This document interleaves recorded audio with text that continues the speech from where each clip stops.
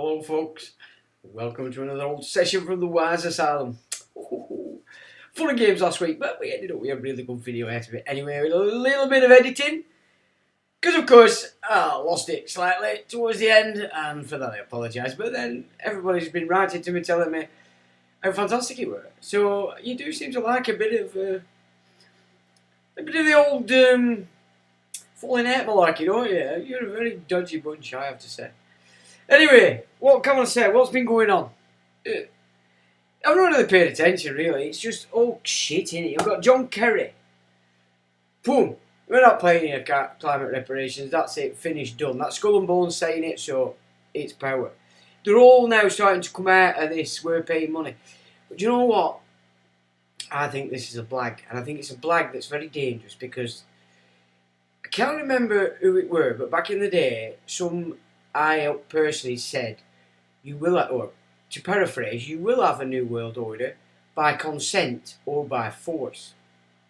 So, given the WEF's shindig this year, or last month, has been shit, and it didn't work, nobody gave a toss, and everybody's now defunding the wind and rain, I have a funny feeling it's a blag, because I think now, because we've shown we're not giving it you by consent, I have a funny feeling they're going to go for force.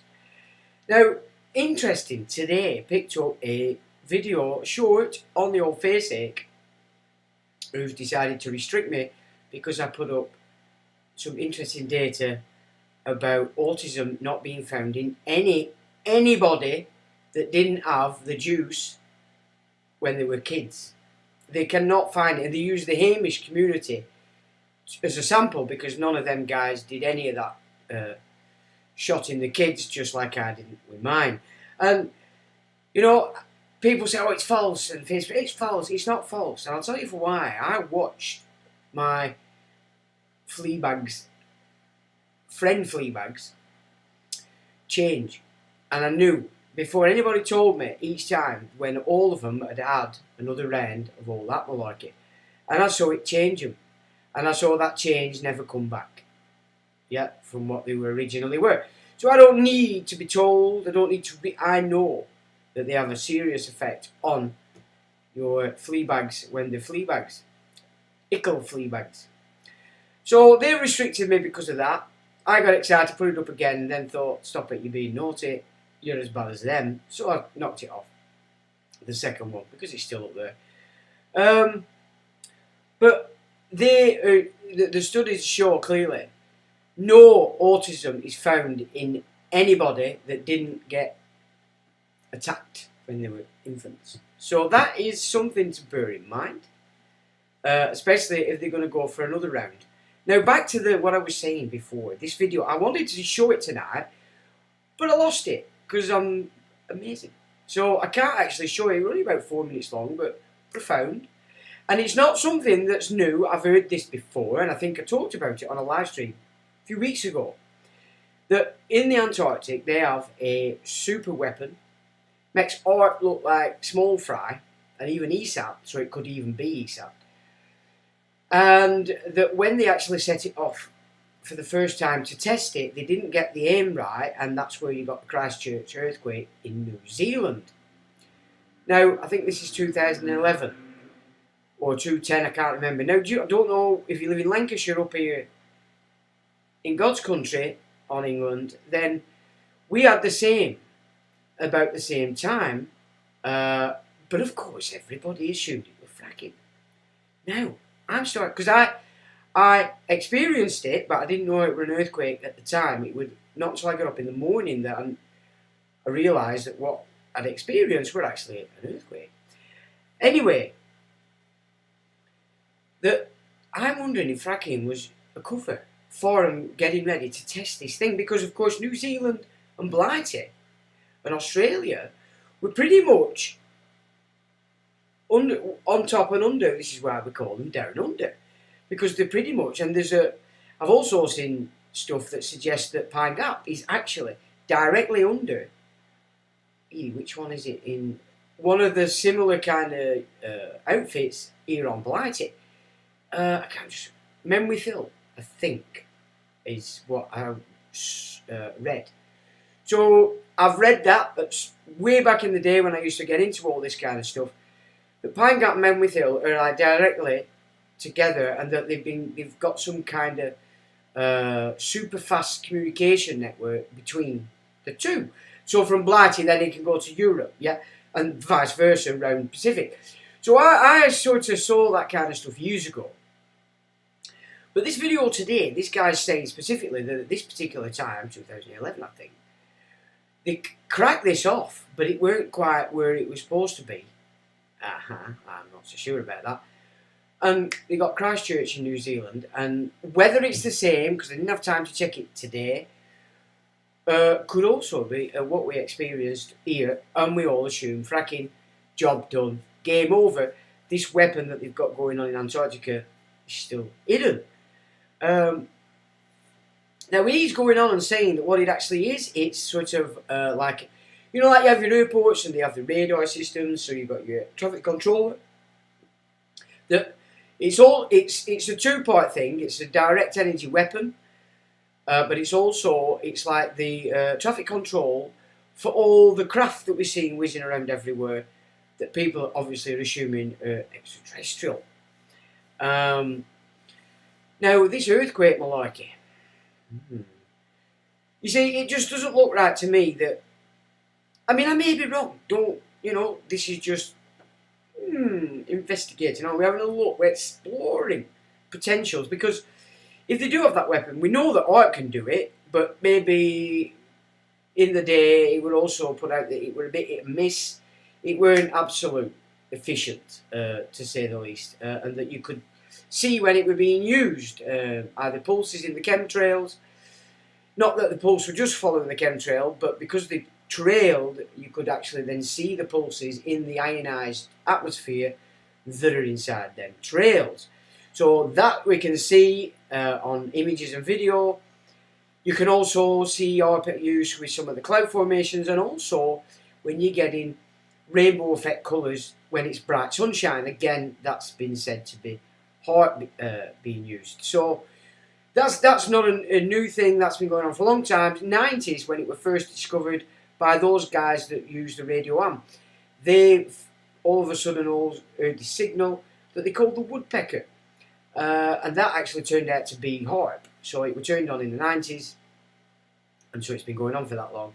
And they use it for many things. I've studied that they use it they can actually manoeuvre hurricanes where they want by warming the surface of the water in the path they want it to follow. Again, it's a miss. It looks like they hit it well with Katrina, but there you can get to see that if they do get it right, they can do this kind of malarkey.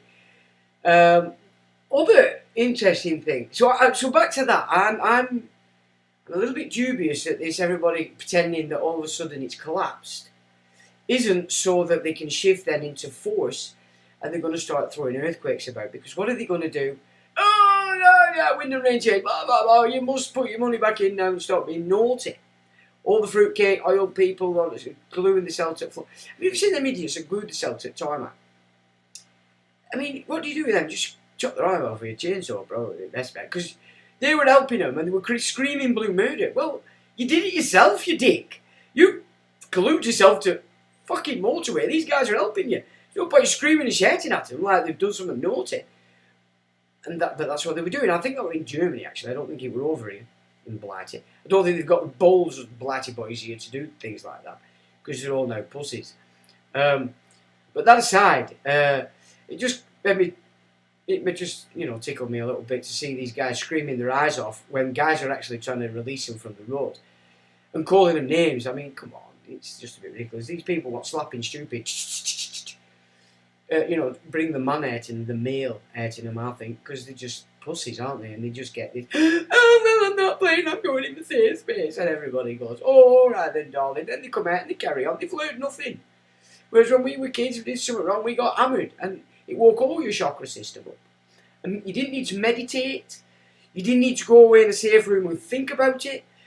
You got it, it activated all your chakras, and you knew, don't do that again. Or if I'm going to do it again, don't get caught. That's how we got trained. So if you want to open your chakra system with your kids, give them a right good thump. It works. They know. Don't do it. Or if they've got balls, it's, well, I'll not get caught doing it next time. Which, take a pick. But, you know what I'm saying anyway. And we're facetious, of course, because we don't want the fruit bats having a meltdown because the life in the mix is telling everybody to give them a good smack. But there's nothing wrong with a ruddy good smack on the bottom. I don't think. If you want to stop some nonsense behaviour, it's much better than going in a safe room so they can think about how they're going to approach it again so that they do get the grown-ups, well, they're not grown-ups, are they? The adults, the adulterers, to go along with it and let them carry on being fruitcakes. There you go. I've completely lost what we're on a bit. I might have to look at my notes again to see where I can pick it back up. So my thing is, I think they may be setting us up for force. And if we start getting earthquakes now and volcanic eruptions, say, I have a funny feeling that's what's going down. So we'll have to see. But of course, it works in sync with the Q-tide, doesn't it? And the sound of freedom that everybody's, ejaculating over, etc., etc., is fantastic and amazing. If all the rest of the fruit bats, the gatekeepers, supporting that. So, of course, it keeps the Q-tides happy. Think, it's working. It's fucking working. Look at what's happening now. Everybody's getting shafted. Well, okay, let's see. We'll wait and see. But I don't believe it for a second. And no sooner did I did the live last week and present Mel Gibson, in my opinion, as nothing but a toss bag. Because, of course, historically incorrect Braveheart, his Inca film completely and utterly sanctioned Rome's move in there, kill them all off and nick all the gold. It sanctioned it. That's what his film did, basically. And he did it very well because he's clever and he's got a lot of powerful people behind him. So I'm not buying the old shindig about, oh, look, he's on his own, he's a reb. A bit like Tucker Carlson, he's now setting up his own. See, they need a better quality of controlled opposition than Alex Jones. Yeah, and even Joe Rogan, he's still rising and raising up because people haven't realised yet he's no better. But maybe they will down the line. But so many of these older sort of gatekeepers are sort of being cast aside and they need a better quality. So if Tucker kicks off, he's going to create a new Fox and away they go. All the gatekeepers can go on that channel. You've got GBN, same kind of game in that mix. Paul Marshall, I keep telling him on the Twitter, get rid of Paul Marshall because I'm not playing. I'm going to show everybody who you are. If you're real, get rid of Paul Marshall. Because I'm telling you, if they were real, they would have got rid of Paul Marshall the minute they could see that it's all going to start coming out who controls them. Because they do some pretty decent stuff, I have to say. I've looked at it, but they miss, they obfuscate. You look into some of all these fruitcakes. You've even got Reese Mogg on there now, giving it the big old, whoa, I'm a rebel. Of course you are, Reese. Of course you are, lad. You're not a rebel at all. You've got Wallace now. He's leaving because he got jacked off by Biden. He can't be head of NATO. And Boris can't get his man in head of NATO to go and blow the shit out more of the Slavs. Because let's look at it now. This whole game, over there in the Ukraine. It's got nothing to do with East versus West, Putin the hero. This is about killing more and more Slavs while building up yet another private military. You know, you look back in history, one thing I learned many, many years ago when you studied in the East India, the Hessian did all the warring, and then in would come the hapless Brits to administer a system that had been set up on the back of everybody else doing their warring. That's how it went. Now they've got Eric Prince and his Happy Brigade, made up of the best of all our militaries, and you've got Wagner Group shooting up again now. So it's just amassing this huge private mercenary force that they can shove in any country at SAS level to subvert, or en masse, because you've got that many of them now, to actually get on streets and give us all the weapons. Because of course if people start to become male again, well, not male, if the males become male again, of course if they get troops on the street, that's exactly how you're going to be thinking, we need to take the weapons off and thank you very much, because we don't like having armed people on our streets saying you can't do this, you can't do that, show us your papers. We all watched 633 Squadron, The Great Escape, and all the other nonsense that came out of the biggest blag so far, probably the Second World War. Because, you know, the more I look into that, the more I don't believe for a second half of it happened. You know, it's like, it was just a show. Because they had television, and they had radio. No, they didn't have television, but they had radio, and everybody was stuck to the radios. Anyway, that's that nonsense. So, keep your eyes out on this super weapon kind of scenario, because if that's correct, and I watched the show, then I went onto his website and I started to watch a discussion between three of them. To be fair, I didn't see any red flags in what he was saying, and as I said, I've heard about it before. We also know that some years ago, not that far away, they named great swathes of Antarctica after this incumbent fraudulent royal family, which again you can see clearly. It's not about Charles. Charles is just, as I said before, he's got himself in on a new blag crap book we don't know how to bet, but we do. We know it's Noahide. We looked at last week, they're no longer the 7 Noahide laws. It's the 7 Noahide commandments. That's a change that's happened in the last year. Yeah, can you see, from laws to commandments now? Commandments. You can see. Nothing I've said about that Noahide is not going to come to pass. It's coming to pass right now. And Charles, in COP26 speech in 2020-21, told every single one of us, while he was the Prince of Wales, he sponsors and serves another one he claims to be the wealthiest by far on the entire planet, bigger than the GDPs of all the West, blah, blah, blah, blah, blah, blah. That's who Charles represents. He's got that blagging on that book that he kissed and snogged, and none of us have a clue what's in it. But we do, don't we? We know what's in it, because we're not stupid here at the Wise Asylum. No meds here. Yeah, there's none of that malarkey in this asylum. It's freedom of speech, expression, as long as it's not stupid. And as long as you're not going to behave like a certain Fleabag did last week. And triggered the old Life of the Mix a little bit, which it's not a good idea. We don't want to be triggering me like that. It's not nice. I'm having a good time. Until they started crying and that. Anyway, never mind that. What am I on about now? I haven't got a clue. So, you know, we looked at Abraham and Sarah being Brahma. Yeah. Moses being Saigon. Well, if you look at Noah, actually, that this is what this is all about, you're going back to Gilgamesh. I mean, you can't help but think they are re-pushing in the ancient gods above everybody.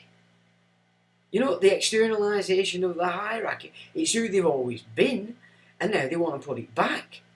They've got the toys, they've got the stuff, they've got the nuclear reactors, they've got the little islands, the treasure islands that they live on with the nuclear reactors to keep them all safe. They've got Antarctica, they've got the tunnels and all the little shindig stuff going down. And when you look at the back end of it, it really is the gods that they're putting in, are from what we class as the Hindu side of things. So maybe the Aryans got attacked so maybe it's the other way around. It weren't the Aryans went into there and took it out. They went into there, got stuck on like a parasitic thing of the old gods and spread it everywhere. until they built up Persia, which again were a huge success for the Phoenicians. Now, so Noah, Gilgamesh, again, you can see that this Old Testament gig is a complete rehash. You know, it's a complete rehash. It's got nothing to do with the Hebrew tradition, even the Judean tradition. Not at all. It goes way, way further back than that, I like it. Now, I watched a couple of Jason Brashear's videos this week. I mean, I'm not particularly interested in all the timelines he's doing and blah, blah, blah, blah. But he cites Abraham. No. Yeah, Abraham. Too close for me. If it's to be Brahman, you know what I'm saying? You're going way, way further back. He's a take. Maybe you should just look at that a little bit. But what he did do that interested me immensely was he was sort of going through the different races. So you've got the Neanderthals that we all know about, and then all of a sudden we get this Cro-Magnon. This Cro-Magnon appears to basically just take over within a short space of time. So what he put forward was that the Cro-Magnon was when they were recreating genetically, so you're back to sort of the same kind of gig they did in the garden, but I'd say before, they created from Neanderthal and their own genetics the Cro-Magnon. Now, but they put a little bit too much of their own genetics in, and it were uncontrollable. So the Cro-Magnon were uncontrollable. So, suggesting then that the wars that we've read about, the Mahabharata, all these old Sanskrit stories, you know, these nuclear weapons, these great powerful weapons, the ME stones, etc., etc., were the Anuna actually attacking and destroying the Cro-Magnon because they couldn't control them. So then they were playing out again in the garden, creating a fully controllable monkey, which is all the races that came from the biblical Adam in the garden. And I thought, he didn't go into that mode, but I'm just adding that because we've discussed it. But that makes sense, you know. So rhesus negative, why do they have to control all the rhesus negative? Are we a version of those Cro-Magnon? Is that why we seem to have just that little bit difference? And I'm not bigging that up, I'm just recognising that I've recognised that in my entire life. We are slightly different. But they do control them, as I learned when I actually did break away from them all by blowing them out of water, because what they taught me, I went up a wee and I said, here, everybody needs to know this crap. So that's when I found out that even though I thought I was as free as a bird, that wasn't the case until I did what I did, because that's exactly what they told me. Basically, it can't happen, police are going to shoot it. Or shoot you. And I said, well, that's fine, you have to catch me first. And that history, it's a long time ago. And that's from when I took the Queen to court. So they do pay you back if you get a bit naughty. Let's not kid ourselves. So I thought that were interesting, just as a side issue, just to fill your minds with more nonsense, of course. So, what else did I see this week? Oh, of course. So I don't know whether it was spoof, I don't know whether it's just garbage, but it were this bunch that I managed to get hold of Kissinger, I can't see. In fact, we'll not even talk about it, because the more I think about it, it's just probably not going to happen. Nobody's going to get hold of Kissinger, are they? You know what I mean? How do you go? No. So we'll forget that, let's not even enter it. Right. So last week, we were supposed to talk about the black nobility on a continuum from the week previous, but we didn't really get a chance. So if you don't mind, we'll go back to that. But hopefully I'll make sense out of what I've collected to put together for this evening's temptation, as it were. So who's here and who's not? Let's have a look. Untitled says, hello the Sean and everyone, good evening to you. Untitled Paul Sefton says, good evening. Good evening to you, Paul. Cos has got the gigs on the old emoji. June's got the old thumbs up. Good evening to you, June and Cos. PY says, evening all, good evening, Paul. I'm going to turn you into a moderator, Paul, but I know that you nod off about 9:30 because you're getting to granddad age now. But anyway, I'll talk to you about it, we. Lex says, you're only human. I am not a human. Man, male, that's it. Humans, shade off? I don't think so. I'm not mankind either, that's kind of. Just man. Okay? That's it. Humans, you have to train yourself to not be a human. Your only human is LO, says Lex. Good evening to you, sir. LFX has got the old thumbs up. Because he's off again. Give over with the old blinking eye and the tongue out. I have no idea what you're saying give over to, because I have rabbited quite a bit already. So Lex says, what's your thoughts on Hog and Magog mentioned in Christian? You mean Mog and Magog?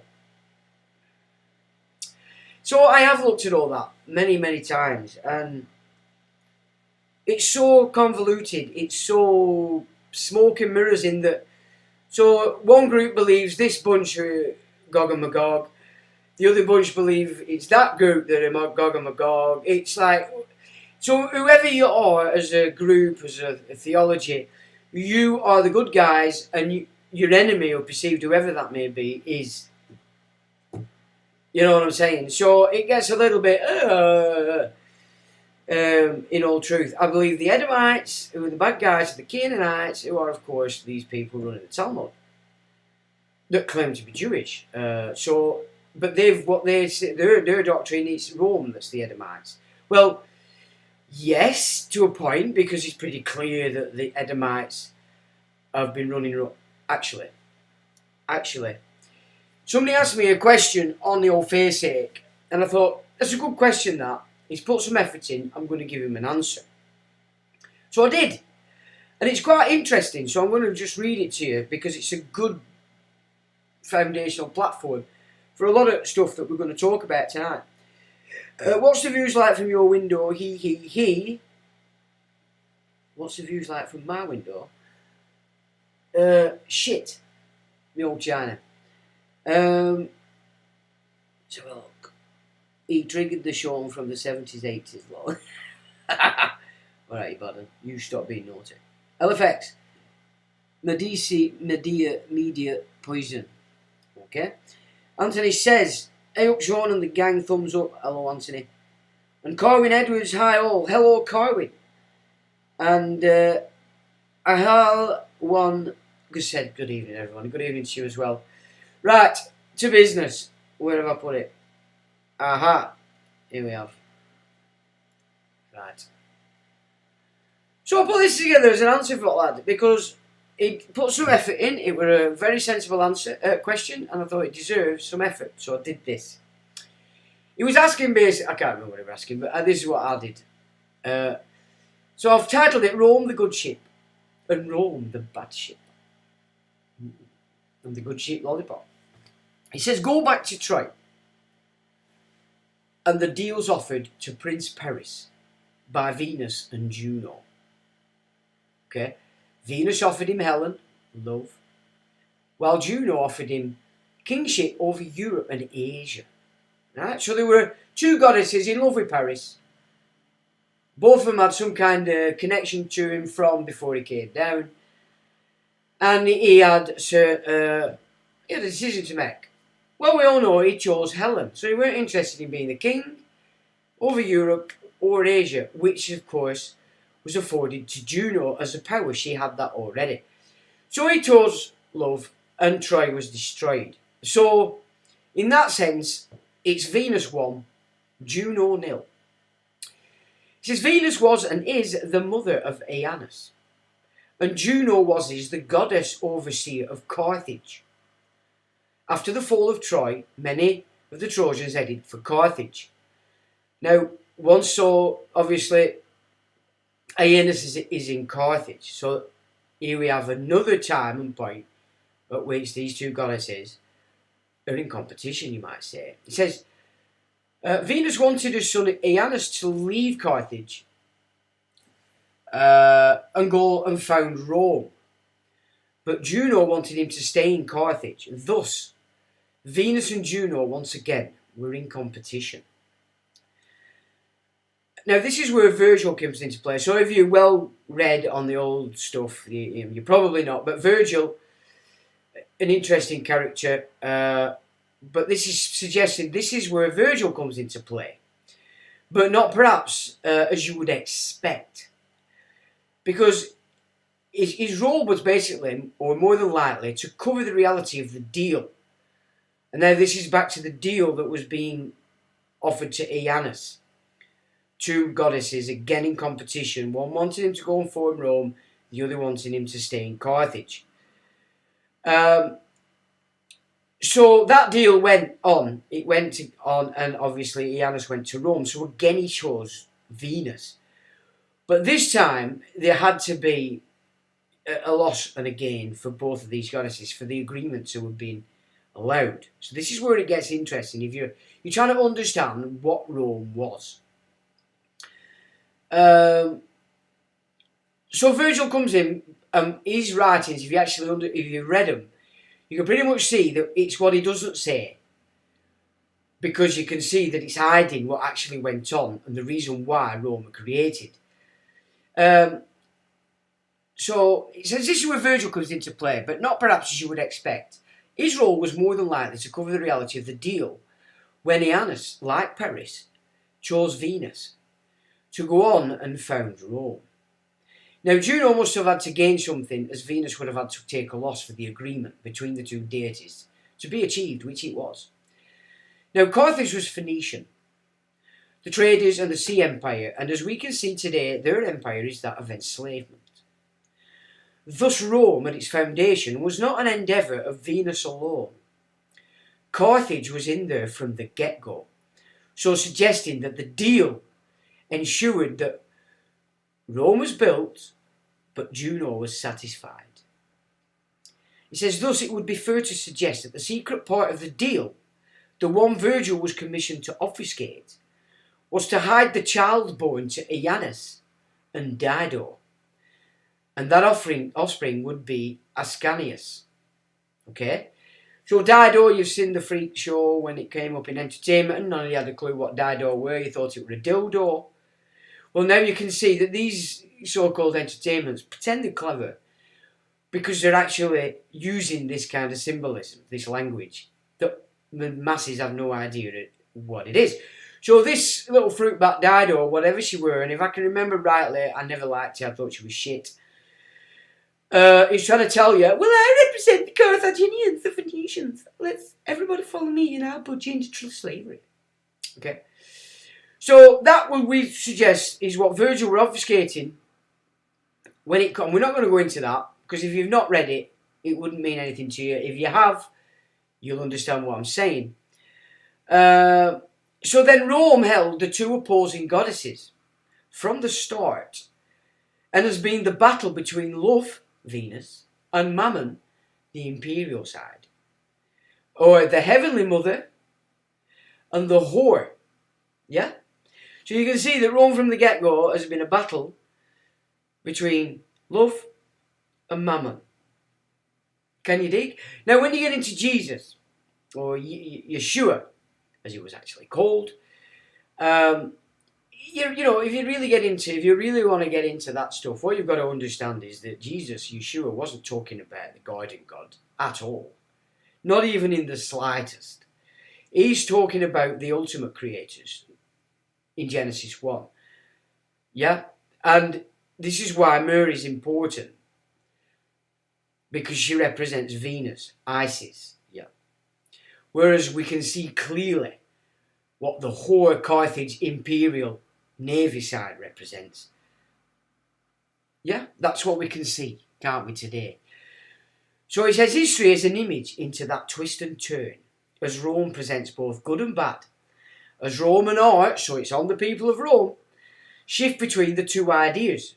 So it's, you study the history, you can see it go this way, you can see it go that way, you can see the boats go this way, you can see the boats go that way. It's like a twisty-turny thing, because these two goddesses, from the get-go, enshrined in Rome, two sides. But of course, you've got to ultimately recognise that which way it goes is dependent entirely on the hearts that are within Rome. The people, the aristocracy, Senate, etc., etc. Yeah? So it makes it make a bit more sense, doesn't it, when you look at it in this way kind of thing. So history is an image of the twist and turn as Rome presents both good and bad. as Roman art shift between the two ideas. Today, under Vatican II, which we've talked about, it's clear that Carthage and the whore sits atop Rome, and therefore everything else do follow. Right? So Edom is the elite side of what Rome is.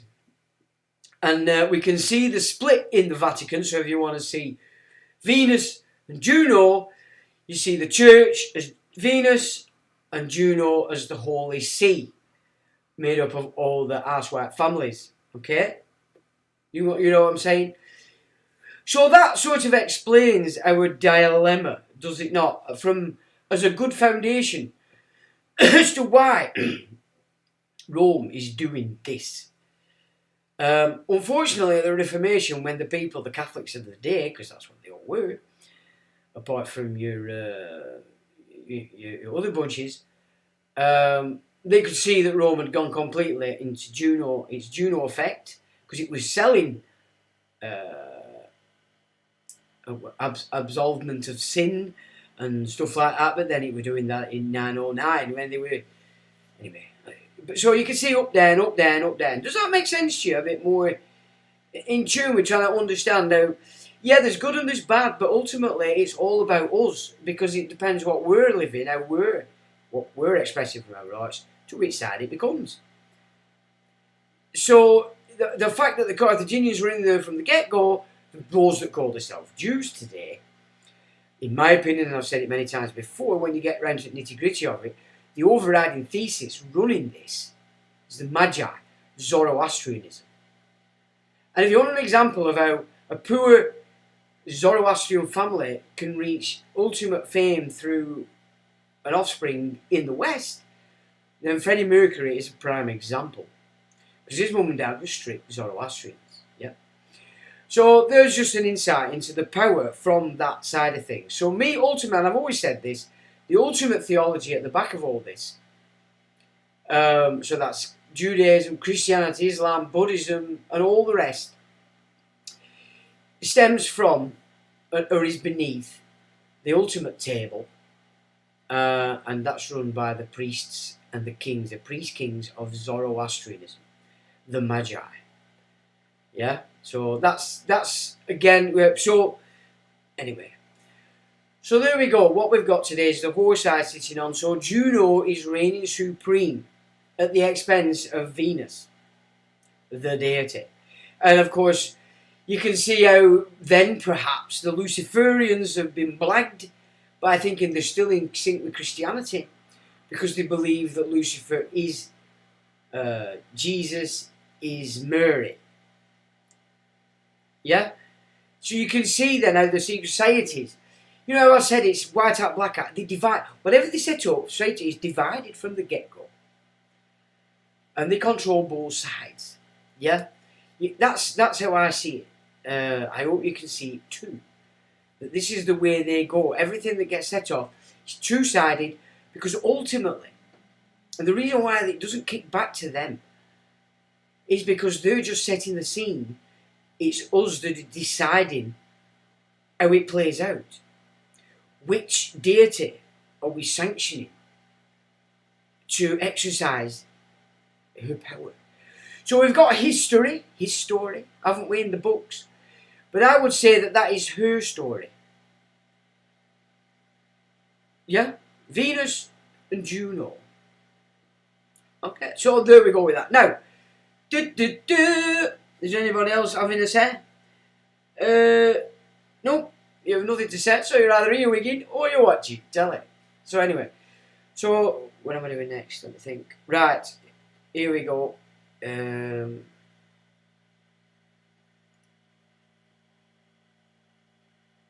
What the Flock covers Janus 11 in depth. Janus. What you say that? It's done it. Why does it do right? We'll stop that because we can just do that. Do we want this a little bit bigger? Wait a minute. Because I don't think you can see that very well, can you, chaps? So I just Can you see that any better?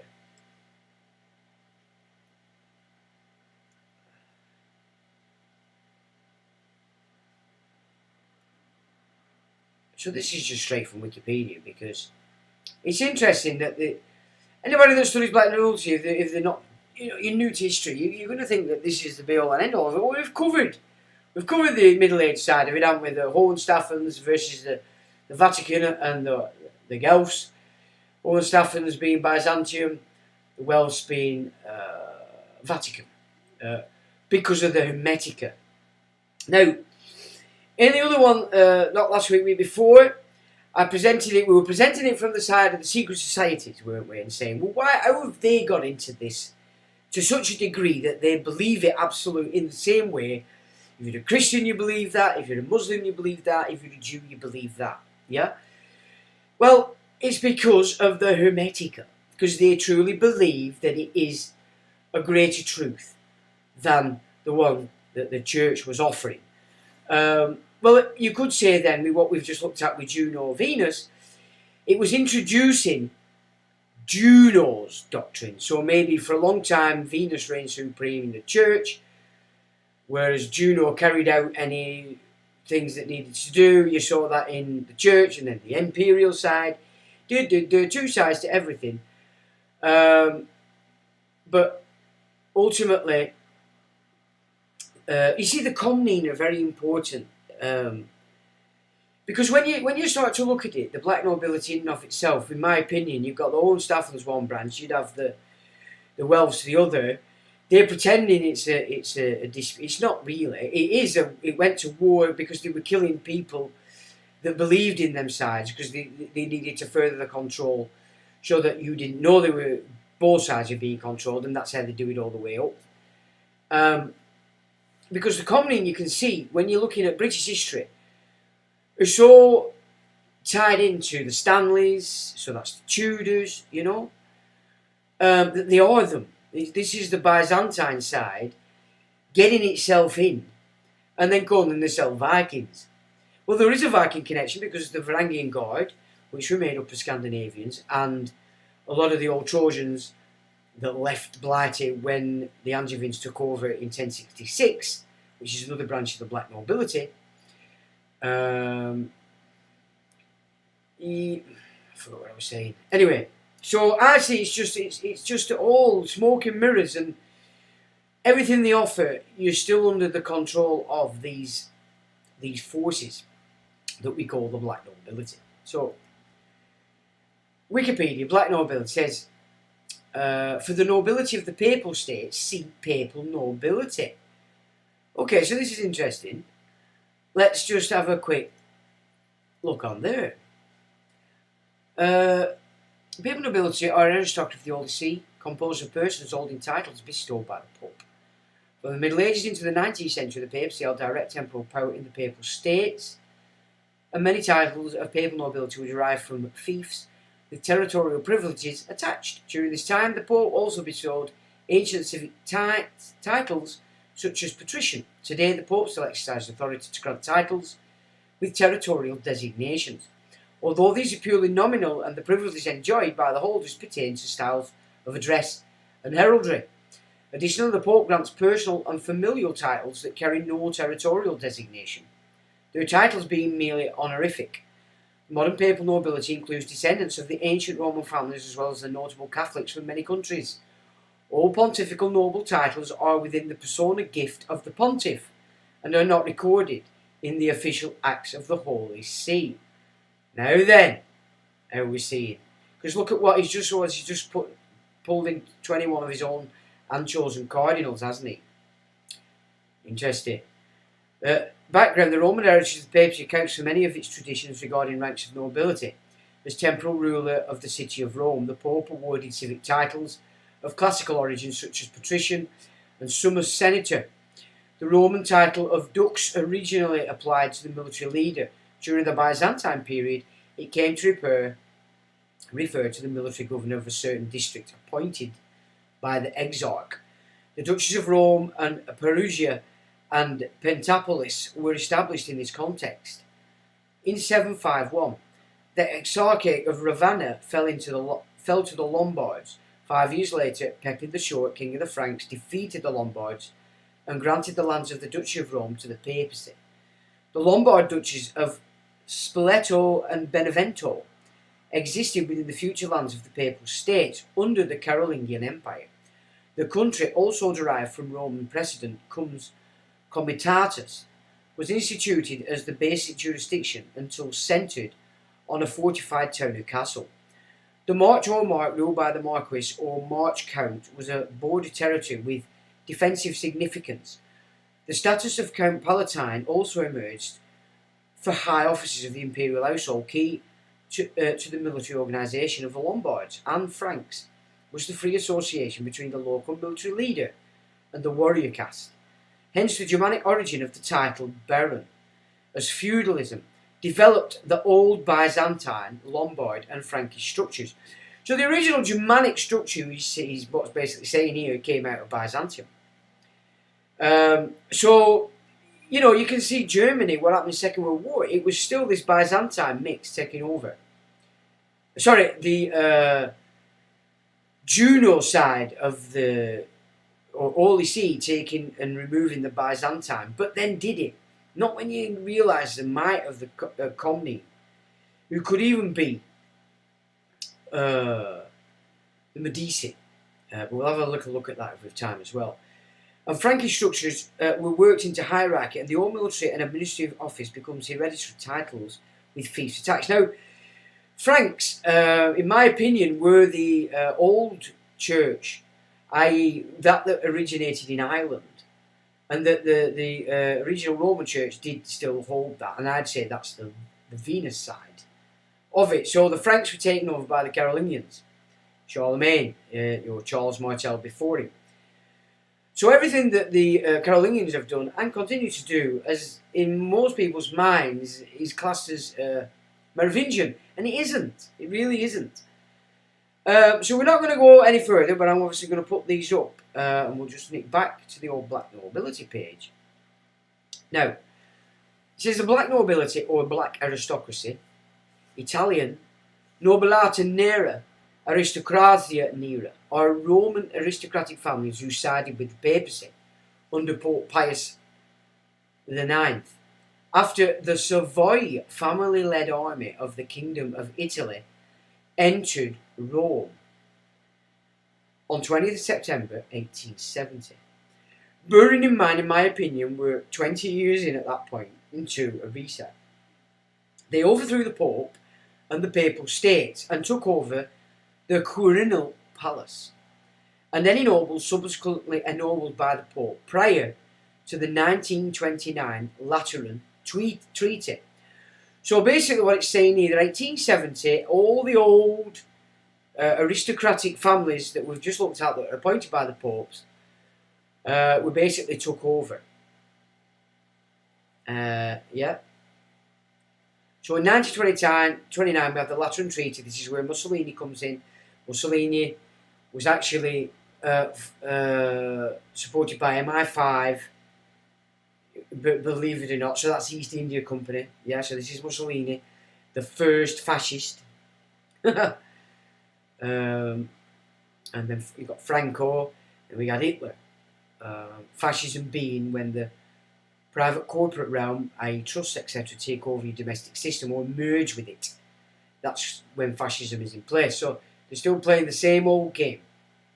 Now, the Lateran Treaty was one component of the Lateran Pacts of 1929, agreements between the Kingdom of Italy under King Victor Emmanuel III of Italy and the Holy See under Pope Pius XI. But of course the Holy See is the bloodlines, or Juno's side. The Pope is supposed to represent Venus. So the Holy See, it should say really, not the Pope. They have it inverted, so that you'll always see the Pope as the power. Not at all. To settle,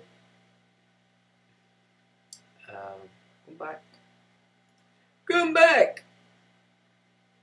To settle the long-standing Roman question, the treaty and associated pacts were named after the Lateran Palace. Right, so we'll not further that any further. For the next 59 years, the Pope confined himself to Vatican City and claimed to be a prisoner in the Vatican.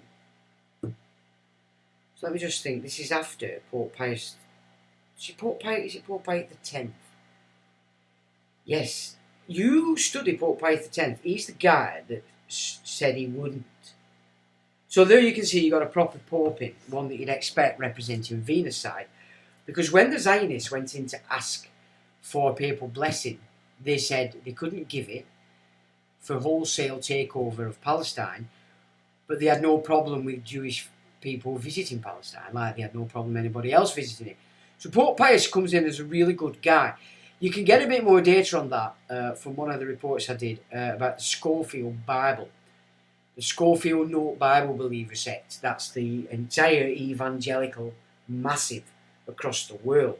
So that's an interesting in and of itself. So Pope Pius X said, "Nah, we're not playing out. Go away." So then you get all this malarkey. Yeah, you got all this trouble going on, and in they go, take it over, Lateran Treaty.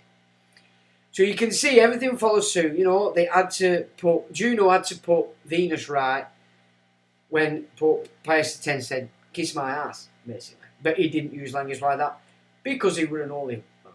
But of course, I'm uncouth and a northerner, and I don't care.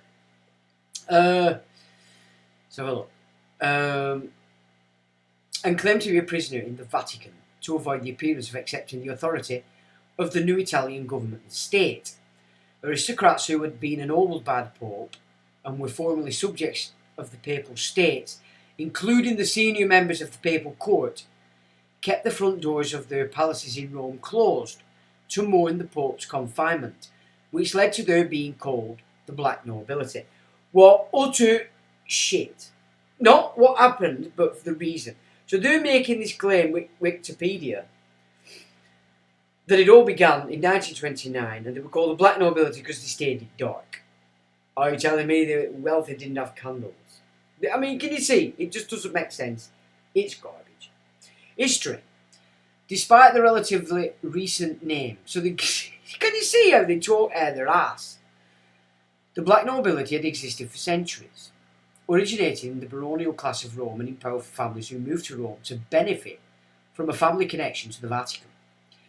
These supported the popes in the governance of the Papal States and in the administration of the Holy See, because they are the Holy See. These supported the popes in the governance of the Papal States and in the administration of the Holy See. Many of the members of Black noble families also became high-ranking clergy and even popes. Black nobility families in this instance, families whose ancestors included popes, still in existence include notably the Colonna, Pillar and the Crown, known as Scarillo or Scarra, is an Italian noble family forming part of the papal nobility. It was powerful in medieval and Renaissance Rome, supplying one pope and many other church and political leaders. The family is notable for its bitter feud. We're not going to have a look. Massimo. Remember Massimo? The princely house of Massimo. Now, according to an old contact of mine, who I'm rather worried because I haven't heard from him since 2018, they're in charge of all the crime families, and not just Italian. That's Massimo. He's one of the great aristocratic families of Rome, renowned for its influence on the politics, the church, and the artistic heritage of the city. Orsini. The House of Orsini is an Italian noble family that was one of the most influential princely families in medieval Italy and Renaissance Rome. Members of the Orsini family include 5 popes: Stephen, Celestine III, Paul I, Nicholas III, and some more. The House of Ruspoli is historically one of the great aristocratic families of Rome, but is originally from Florence. Following World War II and the fall of fascism, the newly established Italian Republic officially abolished titles and hereditary honours in its 1946 constitution. Well, of course, because they want to get rid of all that history for these new programme fleabags. Pallavicini, and of course we've talked about Pallavicini, have we not, for quite some time, so you're well aware. Look at that grape, so you're getting the old pissed on the old grape with the wine. Oh, look, the red rose. Of the, say, old Lancashire. Oh, naughty. Yep, 2 lions. That's quite a crest. And we got the column. Pallavicini. The checkerboard. And there's quite 3 double crosses. Oh. The House of Pallavicini, also known as Pallavicino, and formerly known as Pallavicino, is an ancient Italian noble family founded by Alberto II Pallavicino of the Frankish Orbetengi family. That's all the Franks. Carolingian stuff. And Merovingians, maybe. Theodole. It doesn't want to come up. Sacchetti. The Sacchetti family is an Italian noble family originating in Tuscany, now resident in Rome, whose earliest documented member, Merlo, the wine, lived during the late 10th and 11th centuries. The name of the family is derived from one or more members known as Sacchetto. Black and white. Borgies. Oh look, dragons and a phoenix. And that phoenix, Holy Roman Empire, is it not? Where are we here? What have I done? Wait a minute. The House of Borghese is a princely family of Italian noble and papal black background, originating as the Borghese of Borghese in Siena, where they came to prominence in the 13th century and held offices under the Commune. Commune being very interesting, keep that in mind as well. During the 16th century, the head of the family, and we're not going to do it anymore, Odescalchi. Again, the phoenix, the dragon, the red dragon, and the cups. The red cups. The Holy Grail. Oh, everybody, adrenochrome. It's adrenochrome drinkers! I would suggest that's what you're probably thinking, but it probably is more reference to the Holy Grail. The House of Erba Odescalchi and the House of Odescalchi are branches of an Italian noble family formed by the union of the Erba and Odescalchi families. The Odescalchi family was, since the election of Benedetto Odescalchi as Pope Innocent XI in 1676, part of the highest Roman aristocracy. Boncompagni Lodofice. Oh, it's not coming up. They don't want to see it. You don't want it. They're riding. Savelli.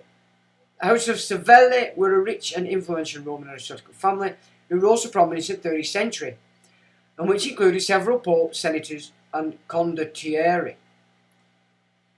Catani. The House of Catani, or Gattani, is the name of an Italian noble family originally from the city of Gaeta, connected by some to the lineage of the lords of the Duchy of Gaeta, as well as to the patrician Gaetani of the Republic of Pisa. It played an important role in Rome. The Aldobrandini. Now they're saying these are major extinct families. Can you say another load of lies from Wikipedia? Because I have a piece on site where a very recent marriage between Aldobrandini and the Holy Rothschild has just taken place a few years ago. So that phrase, major extinct papal families, is a bare-faced fib-telling. Oh, I wasn't meant to do that. 6 stars, that's quite a lot of double crosses. The House of Aldobrandini is an Italian noble family originally from Florence, where in the Middle Ages they held the most important municipal offices. Now the Aldobrandini are resident in Rome with close ties to the Vatican. So why are they saying major extinct there? What is that? Did they think you wouldn't press it? A Conti. And there again you've got the Phoenix and you've got the checkerboard. The Counts of Signy were an important noble family of medieval and early modern Italy, originating in Segni, Lazio. Many members of the family acted as military commanders or ecclesiastical dignitaries, including many cardinals and 4 popes. So there you go, that's just a brief. There's not got Breakspear up there, so blah blah.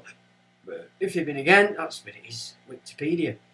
Famous members of the black nobility families include Arnaldo de Rosette, Bishop of Asti, who promulgated a synod which provided some decrees to regulate and classify the clergy of Lombardy and Piedmont and its composition, with a particular emphasis on the Knights Hospitallers, Eugenio Pacelli, who later became Pope Pius XII, Ernesto Pacelli, an important financier, and Prospero Colonna, mayor of Rome. Following the conclusion of the Lateran Treaty in 1929, the black nobility were given dual citizenship in Italy and Vatican City. Under the provisions of the treaty, noble titles granted by the popes were recognised in the Kingdom of Italy. Many of these families were members of the largely ceremonial papal noble guard. Others were foreigners affiliated with the Holy See in various ways. In 1931, Pope Pius XI denied the request of Alfonso XIII of Spain to open the noble guard further to nobles from all Catholic countries. In World War II, the papal noble guard protected the Pope alongside the Swiss Guard. Pope Paul VI abolished many Vatican city positions with the motu proprio document Pontificalis Domus, English the Papal Household, in 1968. As well as changing the name of the group from Papal Court to Papal Household, many of the positions occupied by the black nobility were abolished. According to the motu proprio, many of the offices entrusted to members of the Papal Household were deprived of their function, continuing to exist as purely honorary positions, without much correspondence to concrete needs of the times. Many of these positions and the Papal Court itself were still set up for administering the Papal States which had been lost in 1870. The black nobility's perks, such as Vatican City license plates, were also withdrawn. Some black nobles resented these changes, according to a diplomat and author Roger Pereffit. It was members of the black nobility who first told him of the Pope's alleged association with an actor, which eventually led to Pereffit's public statements and subsequent scandal. In May 1977, some members of the black nobility, led by Princess Elvina Pallavicini, started courting traditional Archbishop Marcel Lefebvre. Bonking going on in the Vatican! Ooh. At least it's female. Maybe that's just a little sign Venus is still there, or was. Princess Elvina Pallavicini was an Italian noble member of the Pallavicini family, part of and often considered the leader of the so-called black nobility in Rome during the second half of the 20th century. Ooh, was she now? Let's have a little look at that, Flossie. No picture. Considered the leader of the so-called her last, she was born January 22nd January 1914 as Elvina de Medici del Vascalo, daughter of Giacomo da Marchese Medici del Vascalo. I'm going to be talking fluent Italian if I carry on. 1883 to 1949, and his wife. That's Giacomo. Olga Lumen. Well, that name has got nothing to do with Italy, has it? We know what that is. Name stealers have been at it. During the Nazi occupation of Rome, the armistice between Italy and Allied forces, Princess Pallavicini supported Italian royalist partisans and was later awarded a bronze medal for military valour for doing so. Starting in 1977, Princess Elvina Pallavicini led a group of black nobility that provided support for Archbishop Marcel Lefebvre. Woo! She was also actively involved in politics, in particular supporting the policies of the US Vice President Dick Cheney. Oh, for God's sake. Dick Cheney and Donald Rumsfeld. Well, there you go. What does that tell you? Gee, there we go. Now, it's no wonder she was top geezer. Can you see this? Ever in politics have you heard that name? Ever? No. But we know that name, and we know that name. Princess Elvina Pallavicini, sometimes called the Black Queen, or the First Lady of Roman Nobility, died on the 29th of August 2004 at Cortina di Ampezzo. Her funeral in the Basilica of San Lorenzo in Lucina was attended by numerous representatives of Italian government, as well as nobility. She married in 1939 Guglielmo Marius Hubert Marie de Pierre de Benris de Cordoval, who in 1937 was made Prince Pallavicini. So this is before war. The prince was a military pilot in the Regia Aeronautica and became missing in action on the 1st of August 1940. 1st of August, La Masse. Ooh. After an air flight over the Mediterranean, he was officially declared dead by an Italian court 10 years later in 1950. The spouse's only daughter, Maria Camilla, was... Camilla? Where do we know that name from? Ooh! Was born after his death. Maria Camilla married and later divorced a grandson of Armando Diaz della Vittoria. There he is, in all his glory. An Italian general and marshal of Italy, he is mostly known for his role as chief of staff of the Regio Esercito during World War II, from November 17 World War One rather. From November 1917, he managed to stop the Austro-Hungarian advance along the Pave River. Right, so they were going against the Habsburgs. Massive stuff going on here. Hey, that were an interesting little gig, that. Looking at that. So there we've got, it's a complete blag because they're talking out their arse. There's lots of fibs and lies in there, but then we've also got a little bit of data as well that might be interesting. Now, Millenarianism. Ever heard of that before? No, you haven't, have you? Well, that is from whence we get the theology called Zionism. Guess who else were big into this? Yeah? Oliver Cromwell. No, did you know that? Did they tell you that? Did you know it? No. Millenarianism. Okay? Millenarianism, or millenarism, from Latin millenarius, containing 1,000, is the belief by a religious, social, or political group or movement in a coming fundamental transformation of society, after which all things will be changed. Millenarianism exists in various cultures and religions worldwide, with various interpretations of what constitutes a transformation. These movements believe in radical changes to society after a major cataclysm or transformative event. Super weapon Antarctica. Everybody's pretending that they're not financing the wind and rain change anymore. Yon Mon said you'll have the New World Order by consent or by force. Millenarianist movements can be secular, not espousing a particular religion, or religious in nature, and are therefore not necessarily linked to millennialist movements in Christianity. Oh, you believe that they are? They're at the back of a lot of them. The terms millennialism and millenarianism are sometimes used interchangeably. Stephen Jay Gould has argued that the usage is incorrect, stating, millennium is from the Latin mille, 1,000, and annus year, hence the two ends.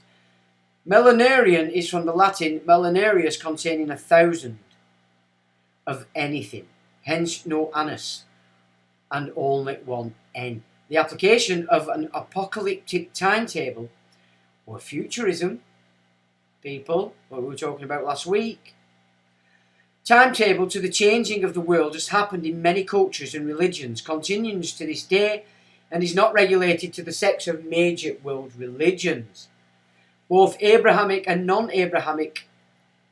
Yeah, so they're all at it.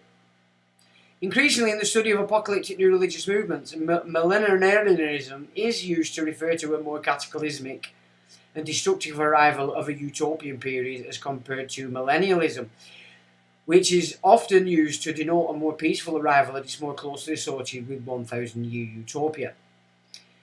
Millennialism often refers to a specific type of Christian millenarianism and is sometimes referred to as chillism, from the New Testament use of the Greek chilla, 1,000, as part of the broader form of apocalyptic expectation. Alright? So there you go, you've got all this nonsense, you can read that further for you, but you've got it in your mind. And now we go over here. Right. Now we talked about the Hermeticism, didn't we? And that Cosimo de Medici, to the secret society people, hold him in high regard, because he was the one that translated the Hermetica. right? So we're going to have a look now at what we know about that. Okay, Kabbalah, Hermeticism, and the occult. It's a paper by Miles Mathis. I know a lot of people don't like him, but the guy is good. 2015 published. It says, as usual, this is just my opinion, based on independent research. In diving into this paper, it will help... wait a minute. You might not be able to see this, guys? Right, sorry, chaps.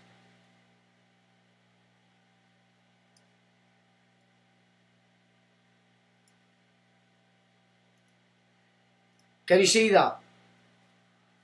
Can you just let me know that you can see that, guys? Then I don't run off at 1,000 miles an hour. And while you're doing that, let's have a look. Cos says, I can see it, no probs, pretty clear. I think that's a while ago. Tree says, hi Sean, hi folks, we a bit late, but at least I'm not struck off yet. You're not getting struck off, Tree, me old China. We like Aggie squeezers up here in North Lancashire. Now then. Cos, Mrs. Treen, and he's got some DJ with gob on. LFX, Knights Hospitallers of the Unite Head. And the bed and the crying emoji. Solvamist says, hi, Solvamist. David Gregg missed the start again. You're very naughty, but we like you anyway. Anthony gives the thumbs up. PY sound bro. Thanks me old China. LFX, it was as clear as a bell. Still good though. Hillary, hello Hillary, how are you darling? I've seen some of your photographs on your walks. Well done you. Solvamist, 5x5. 5x5. Can you expand on that, me old China? So you can see that's groovy. And just let me check that it goes up and down. It does. Right. You'll like this, bear with me, okay? Because it fits with everything we've been doing. It says, I'm diving into this paper. If it will help you, if you've already read my long paper on exposing Karl Marx as the probably the agent of the 19th century European financiers. Since the fakes I will expose in this paper are closely related to that fake. You should also have read my paper on the Paris Salon and the Armory Show, and my paper on Theosophy and the Beat Poets. But here we will go back much farther, looking at events 5 and 6 centuries earlier. What got me looking at these questions of history was Francis Bacon, the real Francis Bacon, not the fake modern painter, and Freemasonry, which I have studied in a previous paper but not fully unwound. The problem I came across was that although modern events tied to Rosicrucianism and Freemasonry seem to be run by financiers, not the aristocracy, we are told Bacon was possibly the bastard child of Queen Elizabeth I, since the financiers and aristocrats have been long enemies. Now, I've looked at some stuff that suggests that Queen Elizabeth I was a bloke, and that James I was a woman. Anyway, never mind. Since the financiers and aristocrats have long been enemies, this reading of history was inconsistent. But regardless of whether Bacon was the son of the Queen or not, he was definitely known to have very close ties to the aristocracy, and it is difficult to believe he was a tool of the financiers. It is not out of the question, but in my mind it required more study. My first assumption was that Freemasons had been infiltrated and turned over the centuries, so the initial goal of my research was to confirm or refute that theory. In support of that, we know both the Freemasons and the financiers were opposed to the Vatican. So, yeah, we can see that again, we're looking at Juno, Vatican being Venus, though for different reasons. The early Freemasons were opposed to Rome because the Catholic Church was anti-science, which makes sense because Freemasonry is the fifth science. That's what it is. It's the builder group of the systems. The financiers were opposed to Rome because it was anti-Jewish, and many of the top financiers were Jewish. Therefore, it would be reasonable to assume the two groups might form an alliance very early on. Since all those secret societies were secret, it would be very easy for one of the allies to infiltrate and subvert the other. Over time, I have mentioned in the previous paper that secrecy is a two-edged sword, since the dark can hide many things. It can hide good information from a bad party, but it can also hide bad information from a good party. In other words, it is far easier to infiltrate and subvert a secret society than to subvert a society that is completely open. Since the current secret societies don't resemble the secret societies formed by those such as Bacon in the 17th century, which is the 1600s, we know they have turned for some reason. Did they turn by natural causes responding to changes in the world, or were they subverted? We will see. The further back we go, the more tangled the web is, and I have to slog through many hours of contradictory histories making little or no headway. But I expected no less, since my method in newer fakes required the same sort of sifting of contradictory evidence. I have found that the only way to discover the truth is to lean many lies against one another, watching how they fall into a heap. It's also useful weighing the lies against the known outcomes. By seeing what the lies lead to, you can often discover the point of lies. Once you understand why the various parties are lying, you can sift out the likely truth. There he is, the old bulbous face, Oliver Cromwell. The first useful red flags came from studying more closely Oliver Cromwell's Revolution of 1648, in which he overthrew Charles I of England. This was just a few decades after Francis Bacon had his restoration. What you aren't always told in the common history is that Cromwell was financed by major Jewish bankers in Amsterdam, we know that, we've discussed it, who wished to open up England to Jewish settlement as well as interest banking. Since this is my first mention of the Jews, I should probably pause to prevent you from rushing ahead with your own prejudices.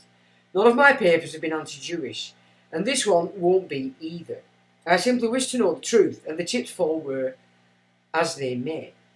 However, since the Jewish finances are going to look pretty bad over the next several pages, it is worth backing up a bit and asking why they did what we will see they did. For many centuries, the Jews have been bottled up by the Catholic Church, and I don't just mean that the bankers have been bottled up by rules against usury. I mean the rank and file Jews have been persecuted, kept out of entire countries, and kept in separate ghettos, kept out of the good jobs, forced to convert, and killed in significant numbers. Hitler certainly wasn't the first to do any of that, and by the year 1600, say, the Jews had already suffered many centuries of Holocaust, major and minor. I have changed my mind on this. See my paper on Hitler and other papers for an update. I let this stand so that you can see how my views have developed. So you have to understand that the Jews had very real grievances. If they hated both Rome and the aristocracy, I think you can understand why. You see, I don't see it that way, because we're talking specifically about the financial side of those that call themselves Jews, not the run-of-the-mill Hebrews or Judeans that are following the Torah. We're talking about clear Talmudists who have controlled those that claim to be Jews since the captivity. They did this with incredible cunning. I think you can understand why. What we're going to see is a long-running war, one in which Jews prevailed in many ways against ferocious odds. They did this with incredible cunning, long-term planning, and often some superior intelligence. Or should we say, superior intelligence. Yeah. This doesn't mean I'm on their side. In fact, I'm not. I'm not on anyone's side, especially a group that has relied so heavily on lies and deception. But the Jews have no monopoly on lying or deception. All sides have deceived one another and themselves at all times. And to the honest historian, history now begins to look like a swamp with very few heroes. I've shown in previous papers that the financiers and their accomplices have destroyed art in the 20th century on purpose, and I can never forgive them for that, because he's an artist. They have destroyed many other things it would have been best to have kept, but we will see here that they have also been responsible for creating other useful and beautiful things. So again, it becomes harder to judge the more you know. Although I'm ferociously opposed to the current schemes and regimes, it may be that the rise of the financiers was a necessary step in the cultural evolution of our species. It has been a swamp, assuredly, but perhaps a swamp we had to wade. Well, it's not taking into consideration what we've just discussed, Venus v Juno. So as you proceed, remind yourself that the actions of the Jews, no matter what they were, are only part of a very long war, a war in which neither side can claim either innocence or a higher ground. I would agree. But back to Cromwell and Charles I. The Jews have been expelled from England since Edward I banned them in 1290. Well, that's not strictly true. He banned the usurers, because there were major pockets of Jews all across the country that were still allowed to stay. But I would say they weren't the financial side of it. But with the rise of Cromwell, this finally ended. Cromwell lifted the ban on Jews. He was both a Rosicrucian and a Millenarian, which is what we've just looked at. Yeah? Okay?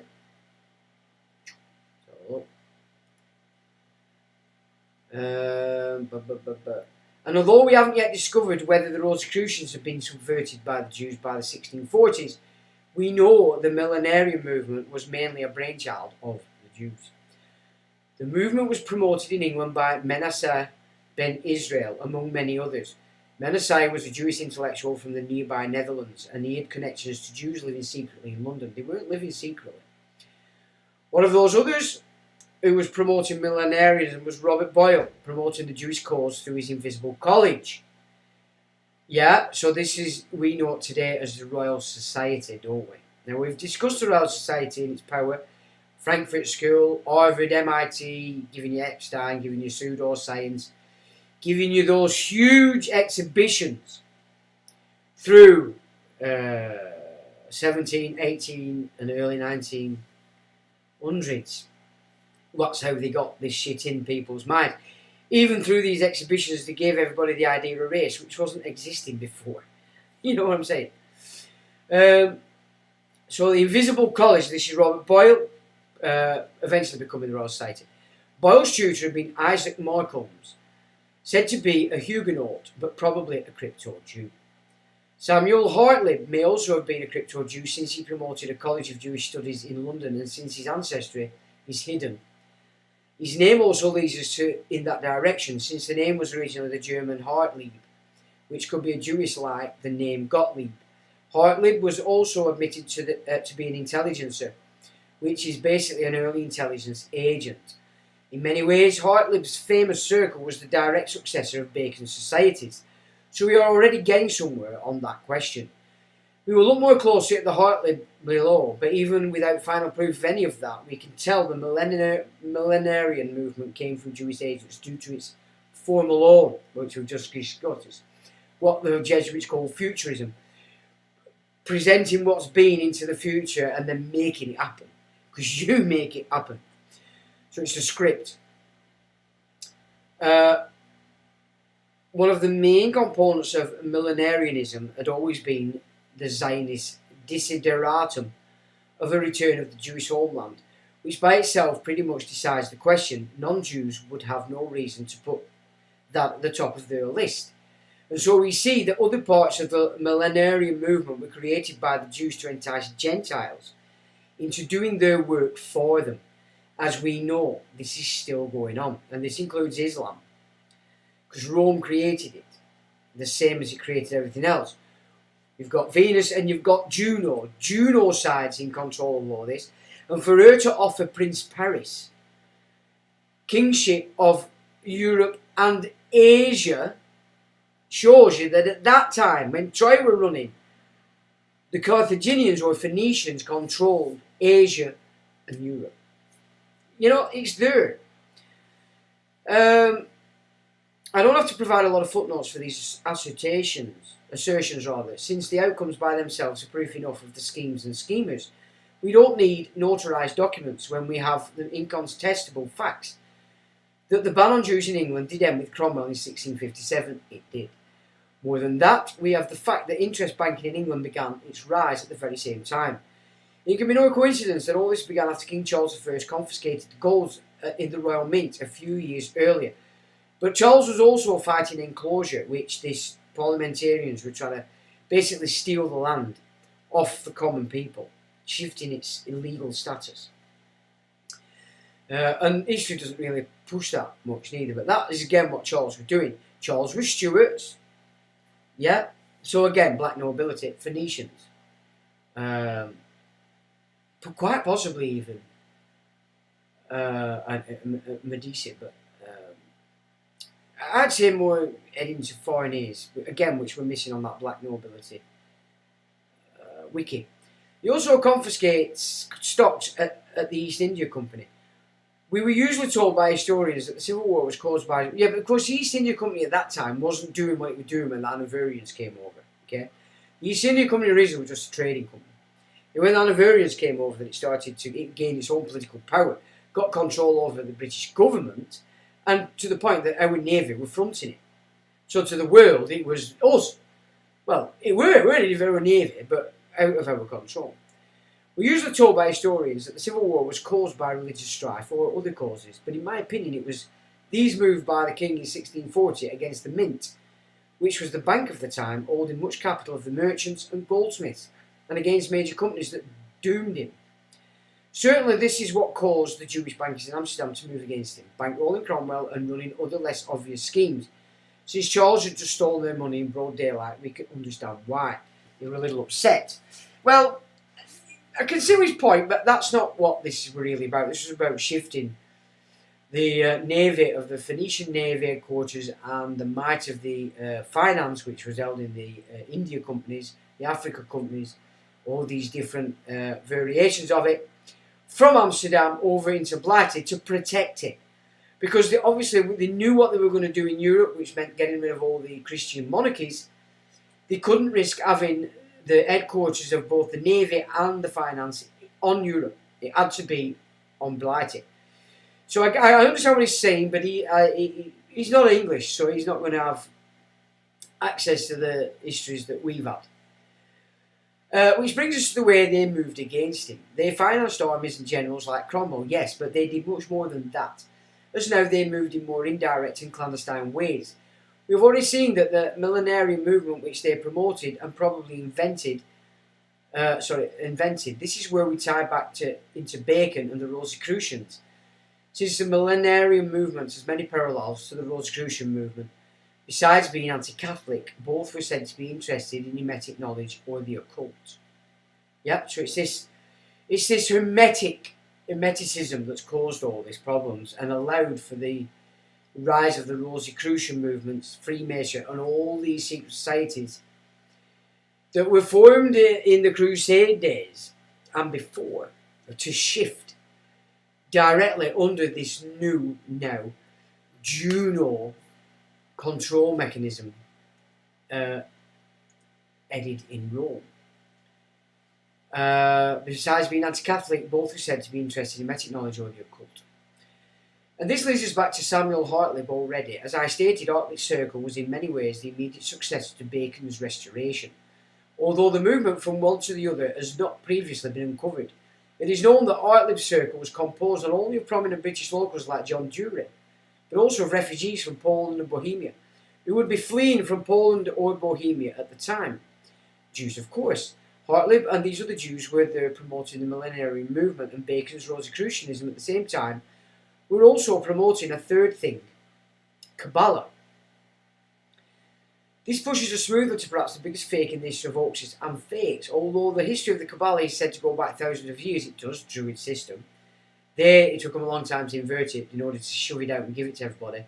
In order they could build exactly what this priesthood wanted while believing they were doing the opposite. That's why they inverted it, and everybody used it as a magical system. Although the history of the Kabbalah is said to go back thousands of years, it's also said to have been written by Moses de Leon in Spain around 1290. Yes, but this is when they were ready to launch the inversion of it.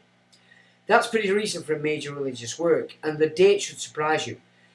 De Leon tells us he's just transcribed an older manuscript of Simeon Bar Yochai from the 2nd century AD. But since there's no reason to believe that, and a million reasons not to, I suggest you don't.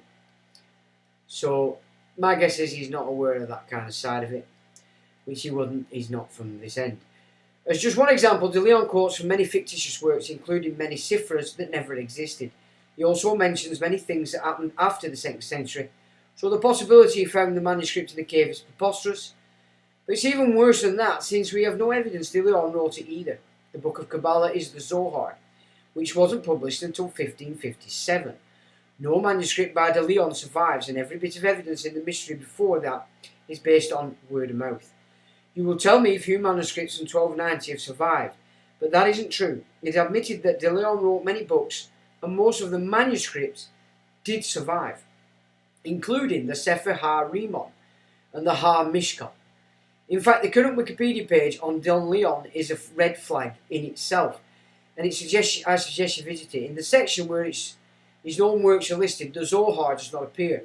Each of his known works has a specific date on it, such as 1287 for the Sefer HaRimon, and we are given no date for the Zohar. It's always said to be from the 13th century, except when it is said to be from the 11th century, but no year is given. Nonsense. My conclusion after leaning all the lies against one another is that the Zohar was written in the early Renaissance by the same people who faked the Corpus Hermeticum, and for the same reasons. Both appear to me to have been written by agents of the early bankers who wished to weaken both Christianity and mainstream Judaism, since both were getting in the way of trade. To pursue this line of reasoning, we have to go back to these bankers and to the finding of the Corpus Hermeticum in 1463.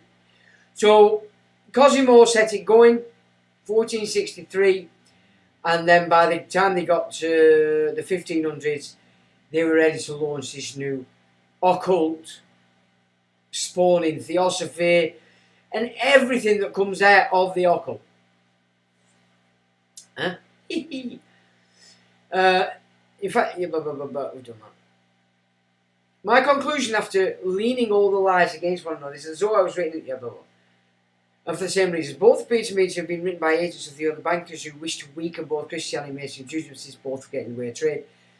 To pursue this line of reasoning, we have to go back to the bankers and to the finding of the Corpus Hermeticum in 1463. Like the writer of the Zohar, the writer of the Corpus are a mystery, given to us only as the words of untrustworthy sources. The Corpus, the foundational document of the Hermetic tradition, is said to have been written by Hermes Trismegistus of Egypt in the 3rd century AD. No substantiation of that exists, either of the person or of the date. Mainstream sources now admit this Hermes is a mythical at best. Wikipedia tells us a 14th century manuscript of the Corpus has been preserved, but when we take the footnote for that, we find this: Anon Hermetica, a new translation, Pembridge Design Studio Press, 1982. He's not really studied Egypt then, I would suggest. That's a curious reference for such an important claim, isn't it? Why would such a work need an anonymous author or translator in 1982? We find that historically nothing is known for sure until a manuscript is found by monks in Byzantium or in Macedonia and delivered to agents of Lorenzo de' Medici. Could you ask for a bigger red flag? Byzantium is a big place. We're in Byzantium.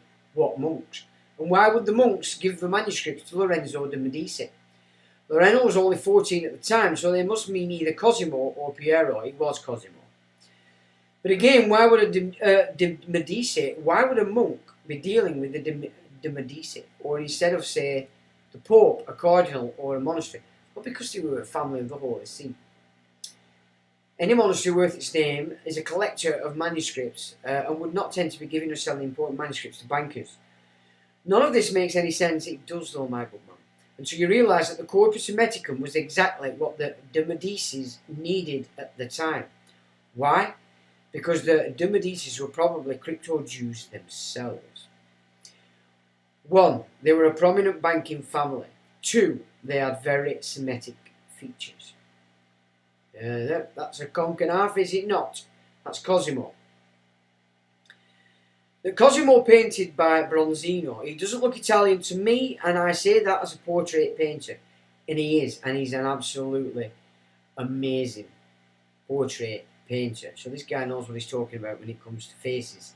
Which is why I learned a lot off him about how to approach images, photos specifically, to see that what's fake and what isn't. And that was quite a bad thing, because you could just see that most of what we get fed is fake. It's garbage. Right back into history. And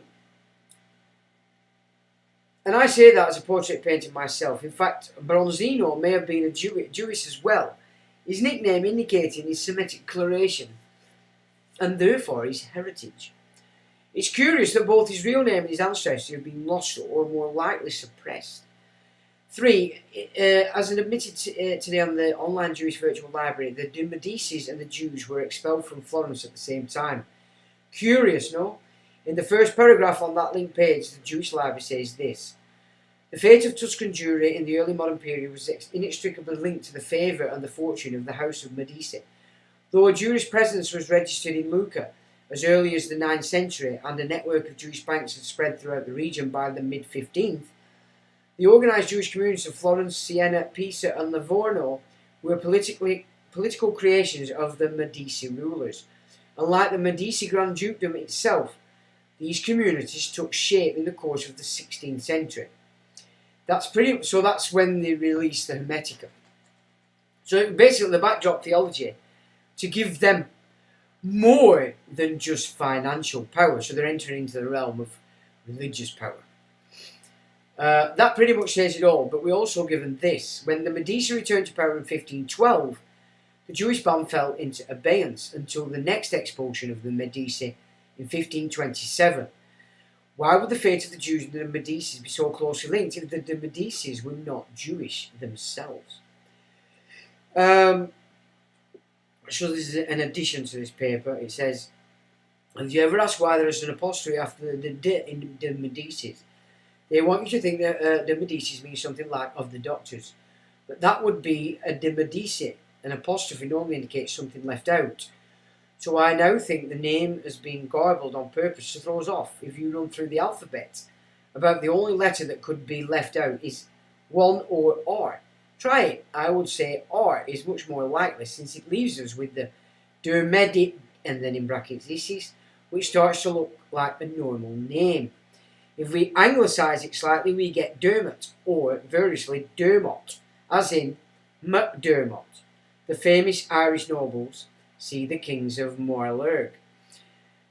They were the kings of Connaught back to 950 AD, the name originally being Dermot. Dermot equals Dermid. And where did they come from before that? According to legend, they came from Spain. See Mil Espain, Phoenician Spanish founder of Ireland, an ancestor of all kings of Ireland afterwards. Also see Milo, Archbishop of Trier and Reims in the 700s. A Merovingian and therefore also a Phoenician, with a line going back through Rome, Italy. There have always been strong links between Spain and Italy, so you can see the possible link between Dermot and Dura Medicis. But also that link Spain and Italy, because also the reason why we had Moors in the aristocracy as well. Trier is also not an accidental link here, since we've seen Trier is also a spooky place, being a Phoenician stronghold from the beginning. Do we have anything else? We do, since we find that Milo of Trier was allegedly killed by a wild boar in a hunting accident. And as it turns out, the wild boar is the insignia of the MacDermots. Now, the old insignia of the British Isles for many a century was the boar. Yep, Irish kings, MacDermots, Phoenician. Now, can you see the boar? It's the blue part there, and that yellow there is its tusk. Yep, across the red, the yellow. And you've got the old lion there, and there's that the sceptre. Yep, so you've got three boars, three lines. Yep. And we've got the checkerboard, the original Egyptian red and white. Right? It's important, because there's that status of the line. Black and white is low grade. It's also the insignia of the Medicis. There we go. Okay, so these are some Medici sculptures from Florence. The boar is very important. There are famous Medici sculptures in Florence. So although they want you to believe the Medicis came out of nowhere to take the top spot in banking in Italy in the late 1300s, they had actually been running all of Europe under other names for millennia. But for some reason they decided to change the name at the time in order to hide that they had cousins all over Europe even then. So my guess would be when the Carthaginians demolished the Druids, they nicked the knowledge, it would be this MacDermot de Medici family that took power from that point on, and hence Phoenicians or Carthaginians. Once we understand who the Medicis were, we understand why the Corpus Hermeticum came to them in 1463. It came to them because they paid for its creation. All this Hermetic and occult stuff, including the Zohar, was created in the 14th century. Now, I don't agree. This information is what the Templars and other orders came across during the time of the Crusades. In fact, it's the original reason they went in there. So I have to disagree on that, but I'm saying by the 14th, 15th century, they'd moved and moulded it together in a constructive method that by which they could take over the minds of those not sucking into the the religious traditions, let's say. All this Hermetic and occult stuff, including the Zohar, was created in the 14th, 15th century as part of the Jewish bankers' war with Rome. Notice I say Jewish bankers and not Jews. Now, this is important that we understand it, because the bankers claim to be Jewish, when really they're the infant teachers. Yeah? That's because we know the rank and file of Jews at the time, always under the pressure from Rome, were not in favour of the Kabbalah, the occult, or any other Hermetic ideas being promoted. This also applies to the real Jewish religious leaders who banned the Kabbalah and its teaching as heretical. But since the bankers were not practicing Jews, they couldn't care less about the Bible or the Talmud. Well, I disagree. They're obsessed with that one. They thought they were doing their fellow Jews a favour, but couldn't really divulge what they were up to. They couldn't very well go to synagogue and admit the whole Kabbalah thing was a hoax. We may assume most rabbis at the time weren't in favour of such religious hoaxes, even as part of a holy war. Some rabbis have since changed their minds about this, but in the early days we must assume these hoaxes were a hard sell for those such as the Medici, and they preferred simply to promote Kabbalah as real, both to Christians and to their fellow Jews. I assume they figured most religious Jews wouldn't bite on it. So no harm done. In many ways this was just an assumption. And to this day, many of most Orthodox practicing Jews aren't interested in the Kabbalah. So I thought that were an interesting bit, just to show you that we said before that what's important to the secret societies is the Hermeticum, because all else follows from that. And so to people that are into that, they see Cosimo as a great man. But looking at it from this angle, you can see then that it has nothing to do with any one religious thesis. It's the Talmudist or Babylonian financial system, slavery system, shoved across everybody. Yeah? But, I mean, you can say how it's massaged. You can understand why the Jews have been pulled into it, because it's putting them up as the ultimate everything. It's sad, but true. But it's down to us. Where do we stand in our arts? Because that's what we're pulling in, that's what we're activating. Venus, Juno. Yeah, Lucifer, Satan. I don't know, whatever way you do, because the Luciferians do believe they're the true Christ. So that's how they've got you. Still, white hats, black hats. It's to me, it's so obvious, you know. We don't really need to go through it all, but I will put this up so you can see it. But it's an interesting study. And if you're interested in this bloodline stuff, this guy really is one to be aware of, especially if you like, he goes through what's fake and what isn't. And you'll be quite surprised what he presents. Now, nobody's saying you have to believe everything he says, as he says at the beginning of it himself, you know. So then you get into this point, you get in Gerald Gardner, founder of Wicca, from all this stuff coming from the Hermetica, you know. You've got Witchcraft Satan coming in. You've got John Dee, you've got Alistair Crowley. This is where it all comes from. This is what we're born of, the release of that Hermetica. Through the Renaissance, through Rosicrucianism, into Freemasonry, and all the offshoots that we call Theosophy. Can you see? So it's all intelligence operated nonsense. And from that you've got Manson's fake, you've got Ulrich, Dahmer, all these fake garbage, Kennedy, all this stuff. Which this guy, of course, he's claiming everything's fake. It's quite ridiculous to get involved, to take on at first. But if you've started to look at the fakery that we can see today as that spell breaks, it does make sense. Marilyn Monroe, you know, because he traces them all back to these aristocratic families, and in many cases coming out of Scotland.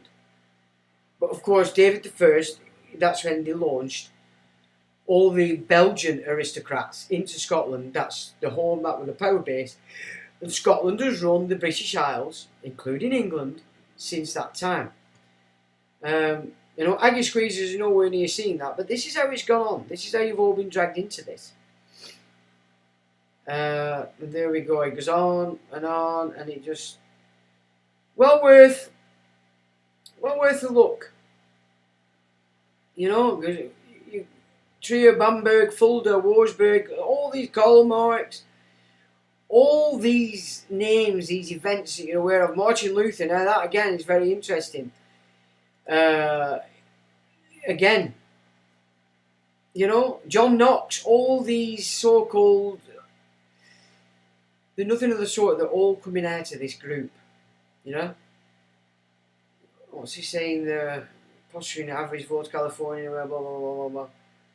So what is he talks about?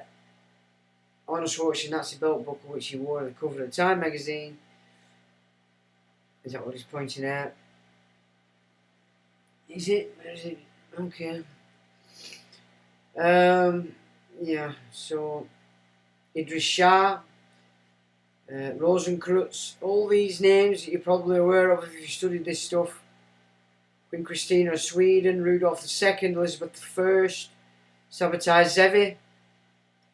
You know, we've gone through that before. Charles Versky's Rose No Good. Because they were all about getting rid of the Christian aristocracy. Sabotage Zevi there. So he goes through quite a lot of people here. Going through his father. You know. He really pulls it together. I mean, some of his things he says you still have to leave and go, well, bloody hell, it could be, maybe. Sure, nobody's saying take anything to heart, but if you want data, raw data, if you're looking into something, somebody, events, it's always worth cocking a wink at this guy just to see if he's actually covered it. Because if he has, you'll really find a lot of data. Because he goes through all the ancestry apps.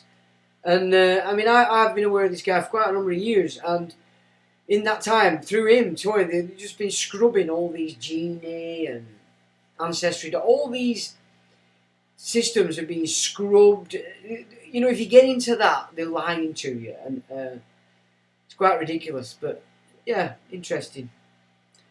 So that it is an interesting read. So I don't know whether you're going to be interested in stuff like that. But anyway, what else have I got to look at? Oh, this, because I forgot about looking at this. Now, on the 15th of this month is St. Swithin's Day. Now, I don't know whether you're aware of St. Swithin's Day, but it's always been said if it rains on St. Swithin's Day, you're going to get 40 days of rain. Right? Now, interesting. I was listening to a Floss's take on this idea, and she was saying that what they could have been doing, recognising St. Swithin's Day, is realising that the Gulf Stream, which we can see here over the bottom end of Blighty, that St. Swithin's Day and the idea that 40 days of rain is them in them days recognising the effect the Gulf Stream has. If it's at that position in July, 15th of July, which is rather south, then we're going to get a lot of rain. Because for that to change, it has to go further north. So you're looking at what's going on in southern Europe. They're getting all the heat because if you look at that weather system, we're pulling all the moisture out of that Gulf Stream side of things. So I thought that were interesting. So, and again, you want to be looking at this stuff. These are the wind patterns, and in more cases than not, they contradict. Now, they're talking about an El Nino event.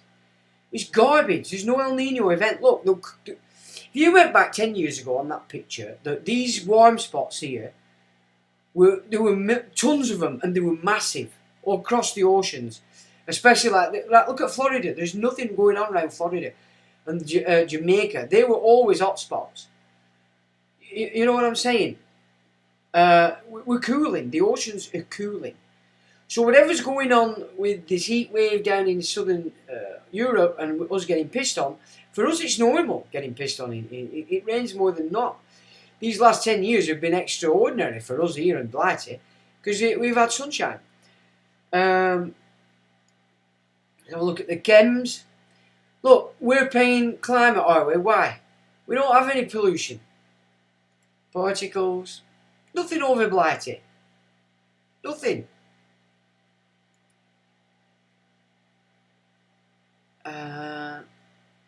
Chem again here. Let's have a look.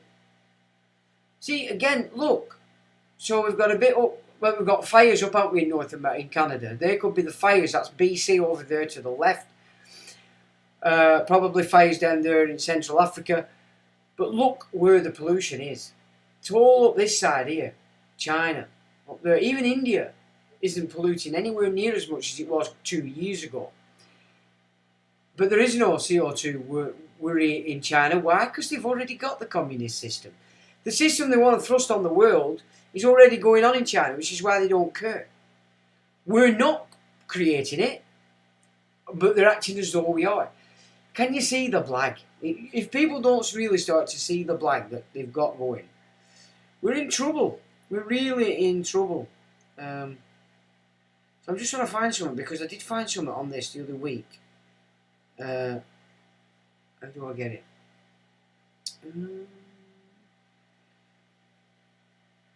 Because it showed an anomaly at the Antarctic.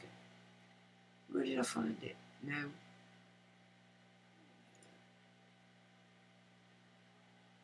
I need to put it on the globe. Let's see. No, that's not it.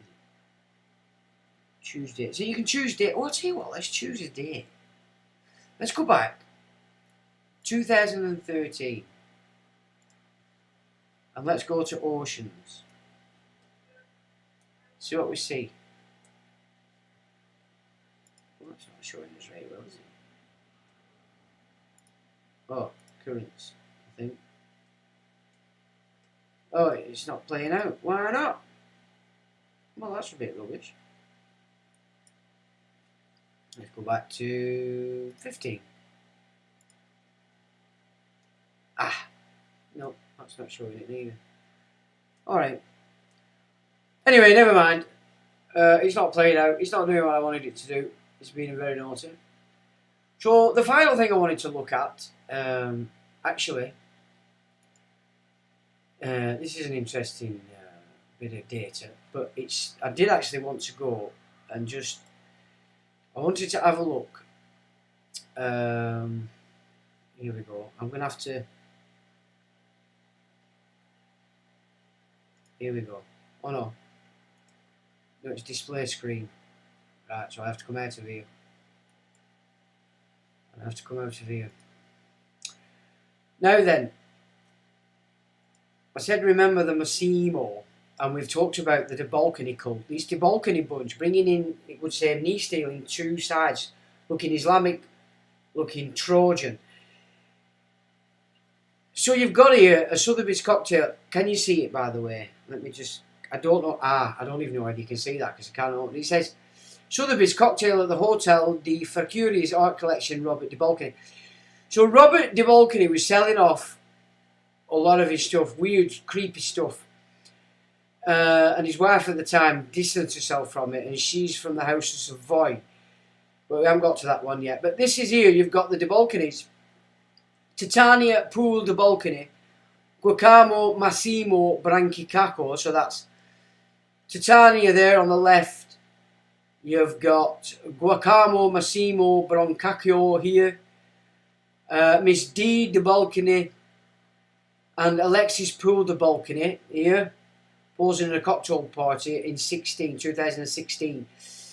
You know, these people are the ones, this is the people that we've got to start to see, are the ones controlling all this stuff. They're the ones pushing all this stuff. Forget your demons, forget your angels, get it outside of that. Let's look at terra firma.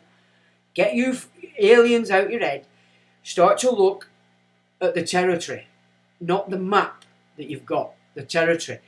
This is where it's at. These are the people. These Debalconys are behind Paul Marshall. Paul Marshall runs ARC, Academy, system, tied to Dutra. Right? This is who these people are. Okay, so GBN News, these are the people funding it, ultimately fronted by Paul Marshall. Yeah, I told GBN, get it off, get rid of him, but they haven't, so tough shit. You'll suffer the consequences when people start to wake up to this shit. Just expanding on this here. So this we're tying in here the Ark, absolute term for kids, patron of which is Prince William. Remember that. You look at what's happening with this king. He's not been sanctioned really. He's just got the blag on the book. Everything's pushing William. I'm going to do it different. I'm doing this. I'm not doing this with my kids. He's giving it. I'm not putting my child through the military. You only fucking wear the uniform, sunshine. You've seen no action. Only one that saw any action was Andrew. Rest of you just puffs.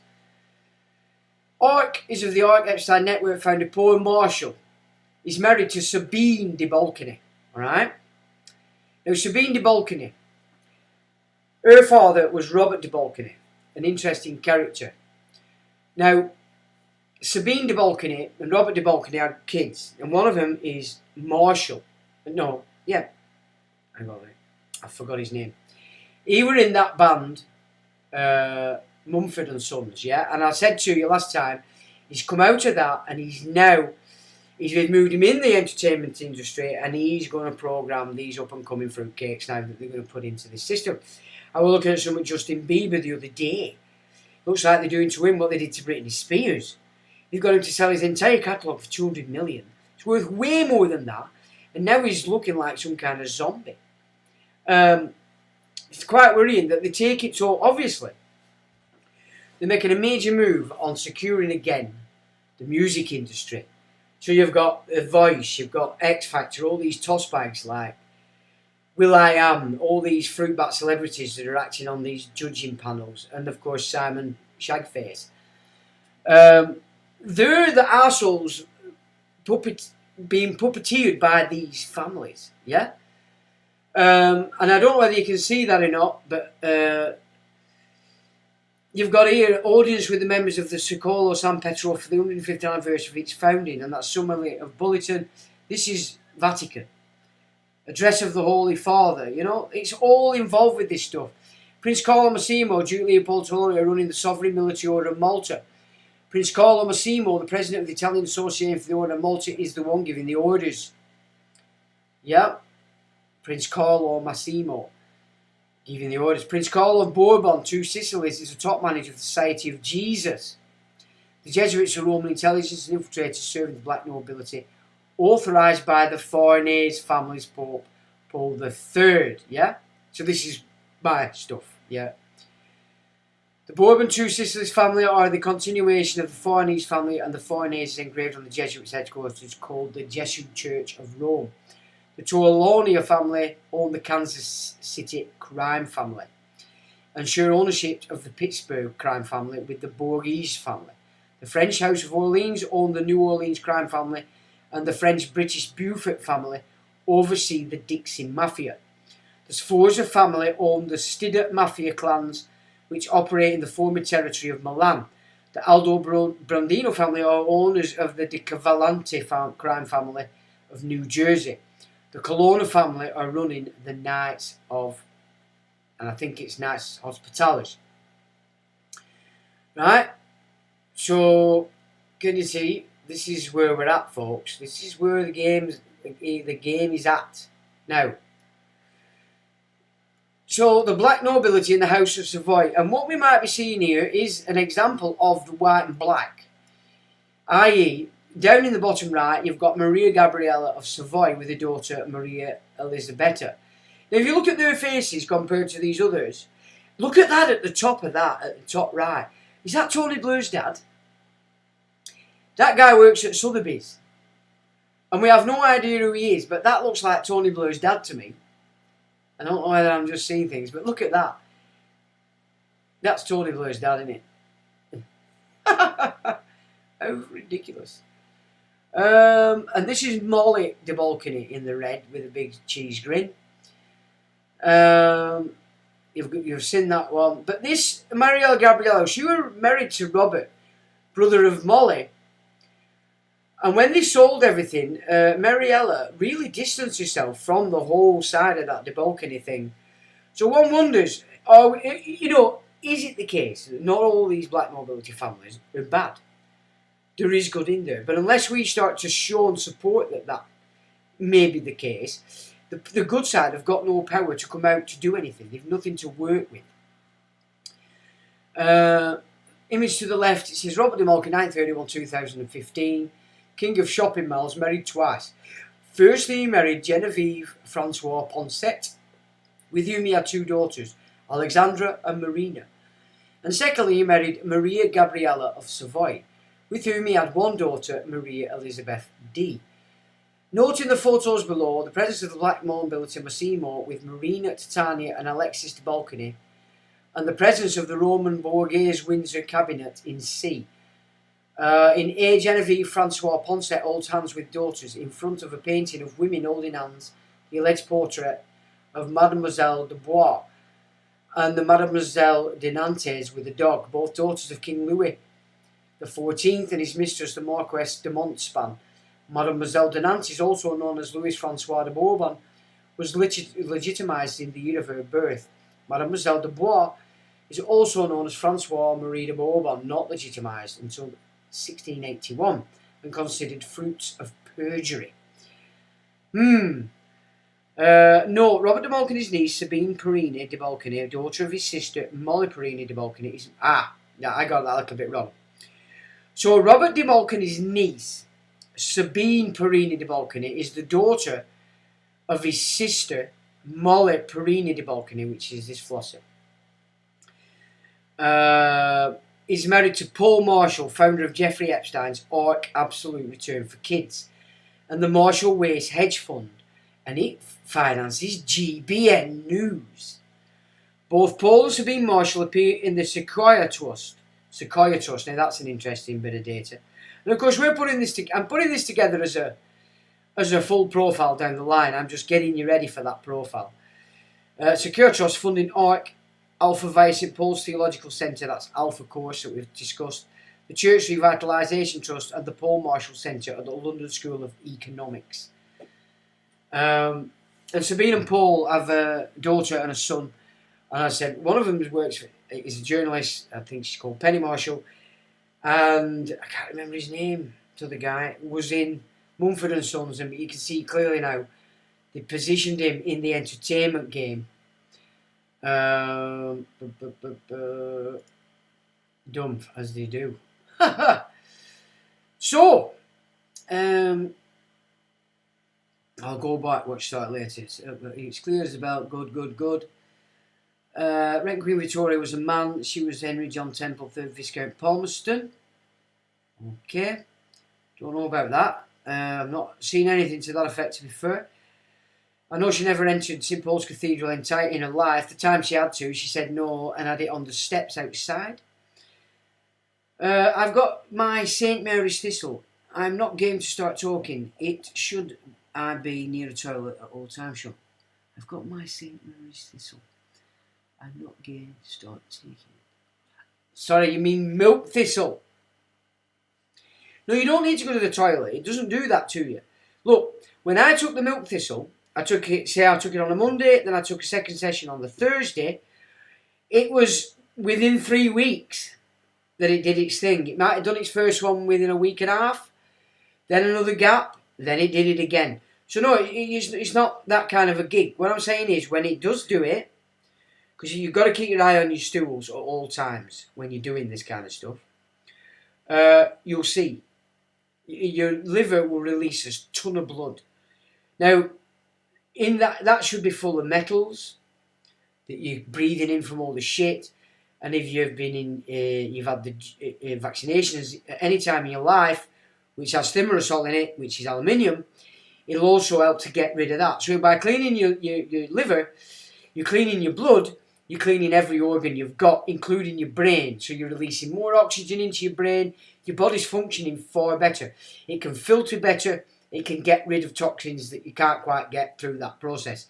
So you start somewhere. But milk thistle is specifically for the liver. It makes the bile ducts move and get rid of all the shit. King Arthur wasn't King Arthur. Oh, actually, it's possible. He was the only man in the European monarchs that operated on equal terms with Charlemagne. Interesting. Of the doctorers, the three boys had three boys. Medici pronounced Medici. I went to the Italian palace in 2001, Medici. Yeah, quite right. Intuition saves lives. Very late joining. Great subjects, and I agree with what I've heard so far. Well, thank you very much. Intuition saves lives, because I'd say we're onto the game. Climate crisis, crises. Good idea. Sean Olbean, my northern companion on this road to Mordor. Oh, righty then. Right, so we've gone 2 hours and more, but I'll just flick through this so you get a bit of a taste for it. Where is it? I've got to flick this. So, the agenda for world domination, it's interesting to go through. Pretty much going through, it's following the WF, what it wants, how it wants to save the planet, constant juice, social credit, smart cities, limit movement, financial control, censorship, no private possession, blocking the sun, no personal rights, child sexuality, normalised paedophilia, mass transgenderism, everyone a cyborg, superhuman elites. And we looked at this cyborg stuff last week, didn't we, with that plane? Still nothing else come out on that, so there's no further data.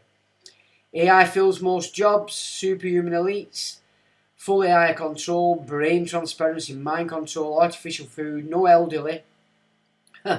We've seen that going on, haven't we? Recording your thoughts.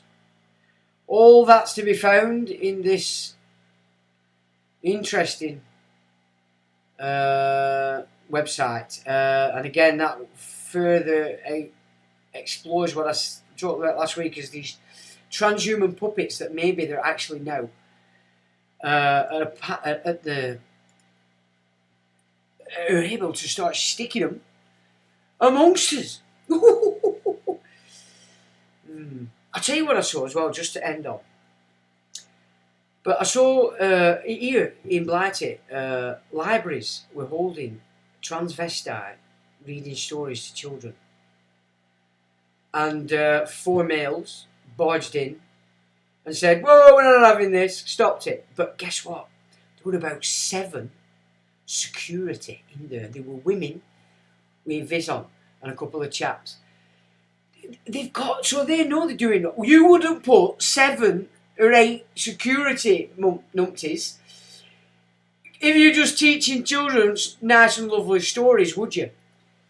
Interesting. If you can find it, it's on the old Faceache. I'd pick it up and see if you can find it, because honestly, what a groove on. Right, any road. Thanks for joining. I hope you have a good week. I hope it stops pissing down, because I could do with some more sunshine. And I'll say to you, hang on a minute, because I did it wrong last week. And the best I can say is, till the next time.